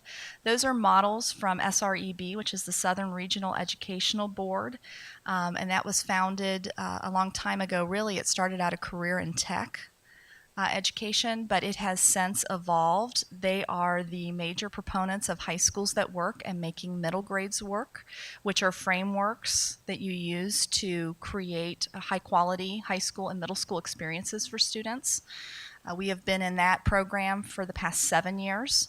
And so when they came up with these new models, which really talk about increasing rigor and rich instructional tasks, we were really excited to participate. So we've been doing that, and we actually have put our folks through, some of our top teacher leaders through some sessions that allow them to actually coach and train the LDC and the MDC model.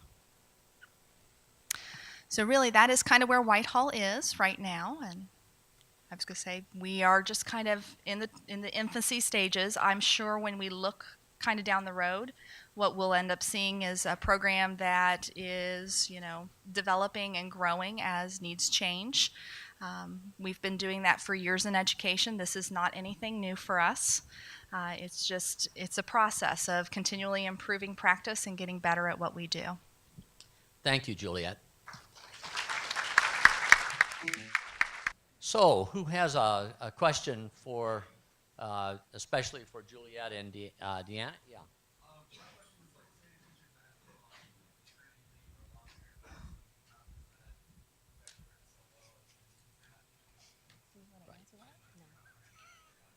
So what do we do about a teacher who needs a long period of absence and how that affects their SLO and their total evaluation process? Who wants to go at that? So Deanna looked at me and I looked at Deanna. Are you touching that one? No. The law is very vague right now. I mean, it talks about anybody who's going out on extended leave still should have an SLO if that is the requirement of their evaluation. However, then on the flip side, it also talks about, well, if you don't have the data, you don't have the data. So I think it depends on the length of the leave. I would assume most folks that are going out on maternity leave, they usually don't take significant amount of time off unless they are in a specific situation that would require them to take more leave. So my assumption is we will start with SLOs with them, and then they'll go on their maternity leave, and hopefully we'll get a very qualified person in there to assist them. And when they come back, they'll jump right in and finish out the SLO process and calculate the growth. But, I mean, that is a concern, and I know it's a concern for teachers, absolutely. Can I add that, our Human Resources Department has tried very hard as in our negotiation process to talk about the fact that it's a picture in time. It isn't a one-shot deal. So perhaps that year that you're not there, your scores may not reflect accurately your performance as a teacher. In Southwestern, you're not going to lose your position based on 1 year's worth of data. You may go on to an improvement plan to help you improve and get better, even though you weren't the teacher that was instructing at that particular time. But it's more of an overview than it is a one window in time performance assessment. Okay, yeah. What about the teachers who they're in a system where they don't pass the levy and they don't get cut? For teachers, well, their scores don't reflect what they do, but they have the lowest scores, so they're probably not cut. How does the budgetary situation and the issue of passing levies impact the SLOs and how the evaluation process works out? I think that still depends on the individual district's contract and how it's written. I mean, yes, there is some language that needs to be in there that talks about that there's a performance piece in terms of who maintains, who doesn't maintain, but I think most districts are probably going to stay pretty much more towards traditional language in terms of when they have to make budgetary cuts. It'll be based on what positions first of all, can we afford to lose? And then second of all, looking at ways to cover that through attrition or through some other kinds of methods. Okay, another question? Yes.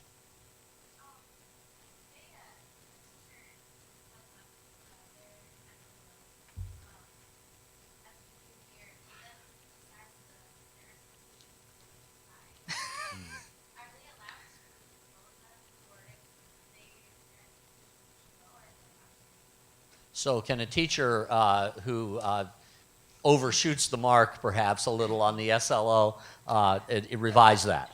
And I think that kind of speaks to your question that you had before about the whole 90% and students and passage. Actually, once your SLO is approved, it is approved as it is written. So there's no going back and revising and revamping and retooling. I do think that you have to kind of think about what Deanna said. I don't know of any districts out there that are using one single data point to terminate employment. That is not on the discussion table anywhere that I'm aware of. We use multiple points of data before we would even have a discussion about termination of employment. So it may just be that that's just not a good year for you, and you end up learning from your mistakes and reevaluating how you wrote your SLO and making it different for the next time. And that's part of the reason why a lot of the districts, Southwest, Whitehall, we're kind of like in a pilot stage, a trial stage, because we don't know how to write the SLOs in such a way that it is producing necessarily the kind of data that you can use to drive instruction well and to, meet the requirements of that process. So we're kind of doing a lot of testing this year. Brad would like to weigh in on this too. Yeah, well, actually, I have a follow-up question. My understanding of SLOs is that we want some detail in there, right, so that we can see growth. So if the far end of your SLO is too high, there ought to be some intermediate steps along the way that you do meet with some students, so that if you have if there are sort of 5 levels in your SLO or something like that, and you move kids from level 1 to level 3, mostly you've made progress, even if you haven't gotten to 5. Am I right about that? We would that? encourage people to shoot for that higher end, as opposed to trying to create an assessment that's easy enough to get that 100% passage rate. We would rather see you get the 75 or 80 if you started at 30. So we don't want people writing SLOs that are simply to say, yes, every kid in my class passed because I designed something that was so mediocre that anybody off the street could walk in and do it. We want them to be rigorous assessments that show growth for student learning. So it's that idea of showing along the way that students are making progress towards success. I was going to say, and in addition, I mean, we are telling our folks to either do quartile or quintile breakdowns in terms of where the student is and where you want the student to go. So you may expect, if a student scores really low on the pre-assessment, you may expect a larger amount of growth from them than maybe somebody who is closer to the top of that assessment. But I do know districts out there that have basically just said that the teachers are expected to just give a straight cut score. And so those folks may be in a little bit of trouble when it comes to the end of the SLO process and calculating that growth. Okay.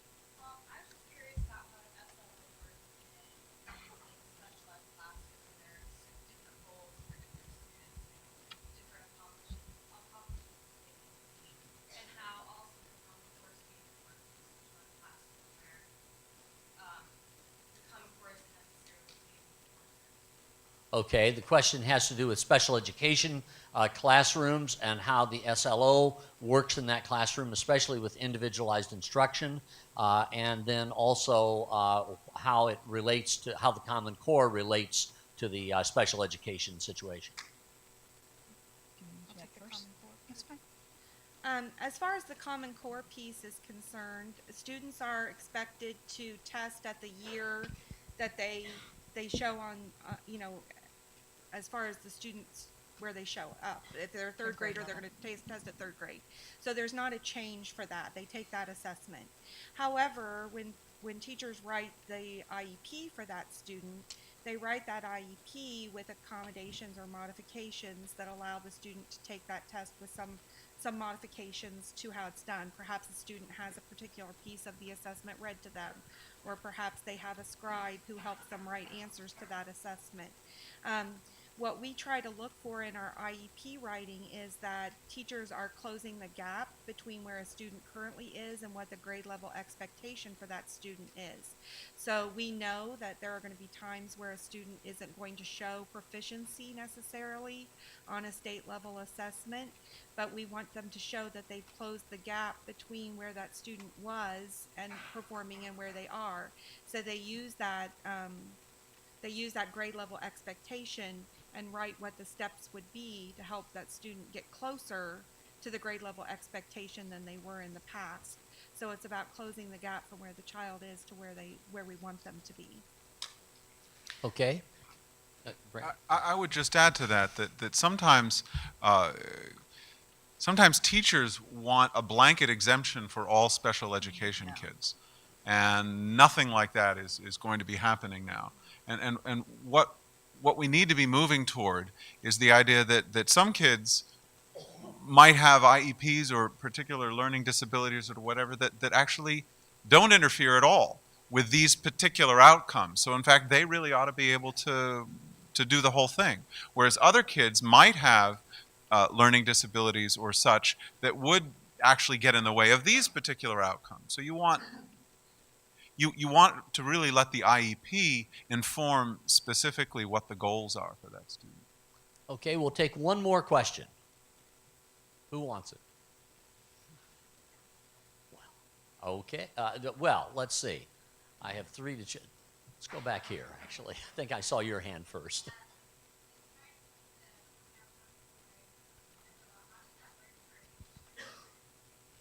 How does the SLO work for English language student, English ESL students? The ESL students would be the English language arts standards, a lot of those tie very closely to the things that the ESL teacher would be providing in the classroom environment. Our folks are piloting some SLOs based on writing and reading skills. So they're using some of those grade level standards and then looking at collecting evidence and documentation to see the growth that we can produce in 1 year. Okay. I saw a hand back here, this gentleman in the red hoodie. Yeah.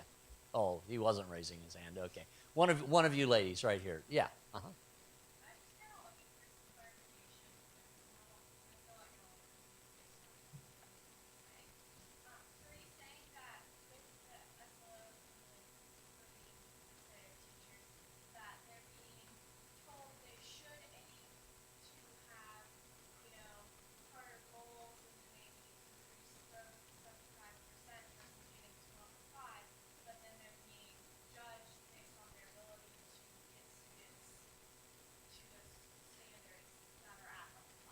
So clarification about how the SLO is implemented in relation to what the teachers are being told in terms of the way they write the SLO.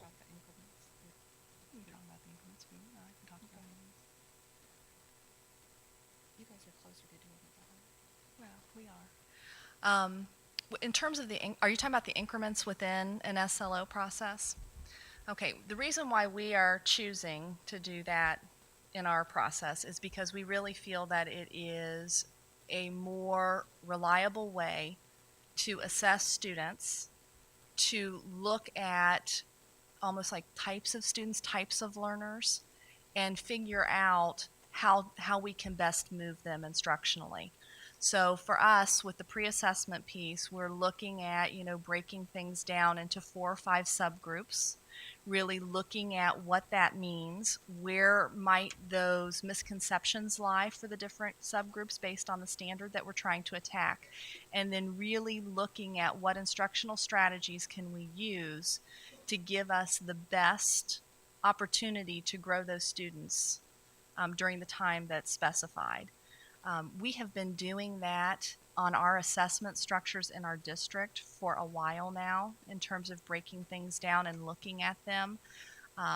What I really would like us to kind of get to the next level is to start to have almost like profiles of student learners, so that I know if a student has a misconception in this area and this area, these are some of the strategies that work best for that kind of learner, so that we can really move them on the continuum. I'm never in favor of just a cut score, because I think a cut score doesn't tell you enough about a student to really assist them in their own learning. I really think that you have to understand where a student is and what they know and what they don't know, so that you can move them to the next level. And our formative instructional practices that we've been doing in our district really has focused on that. So that was a nice marriage in terms of, this is the initiative that we've been doing for several years to really help students move along on that learning continuum. And okay, here's a process that the state has decided that we're going to move into in the state legislature, so we can marry the two and do it effectively. What I would really hope that the conversation turns to in districts is that OTES does not become a got you, that it is about professionally growing, it's about helping children, and that the SLO process is really giving us solid information to help kids go to the next level. I think it's going to take a little while for us to get that discussion. I mean, we really should be measuring student growth no matter what.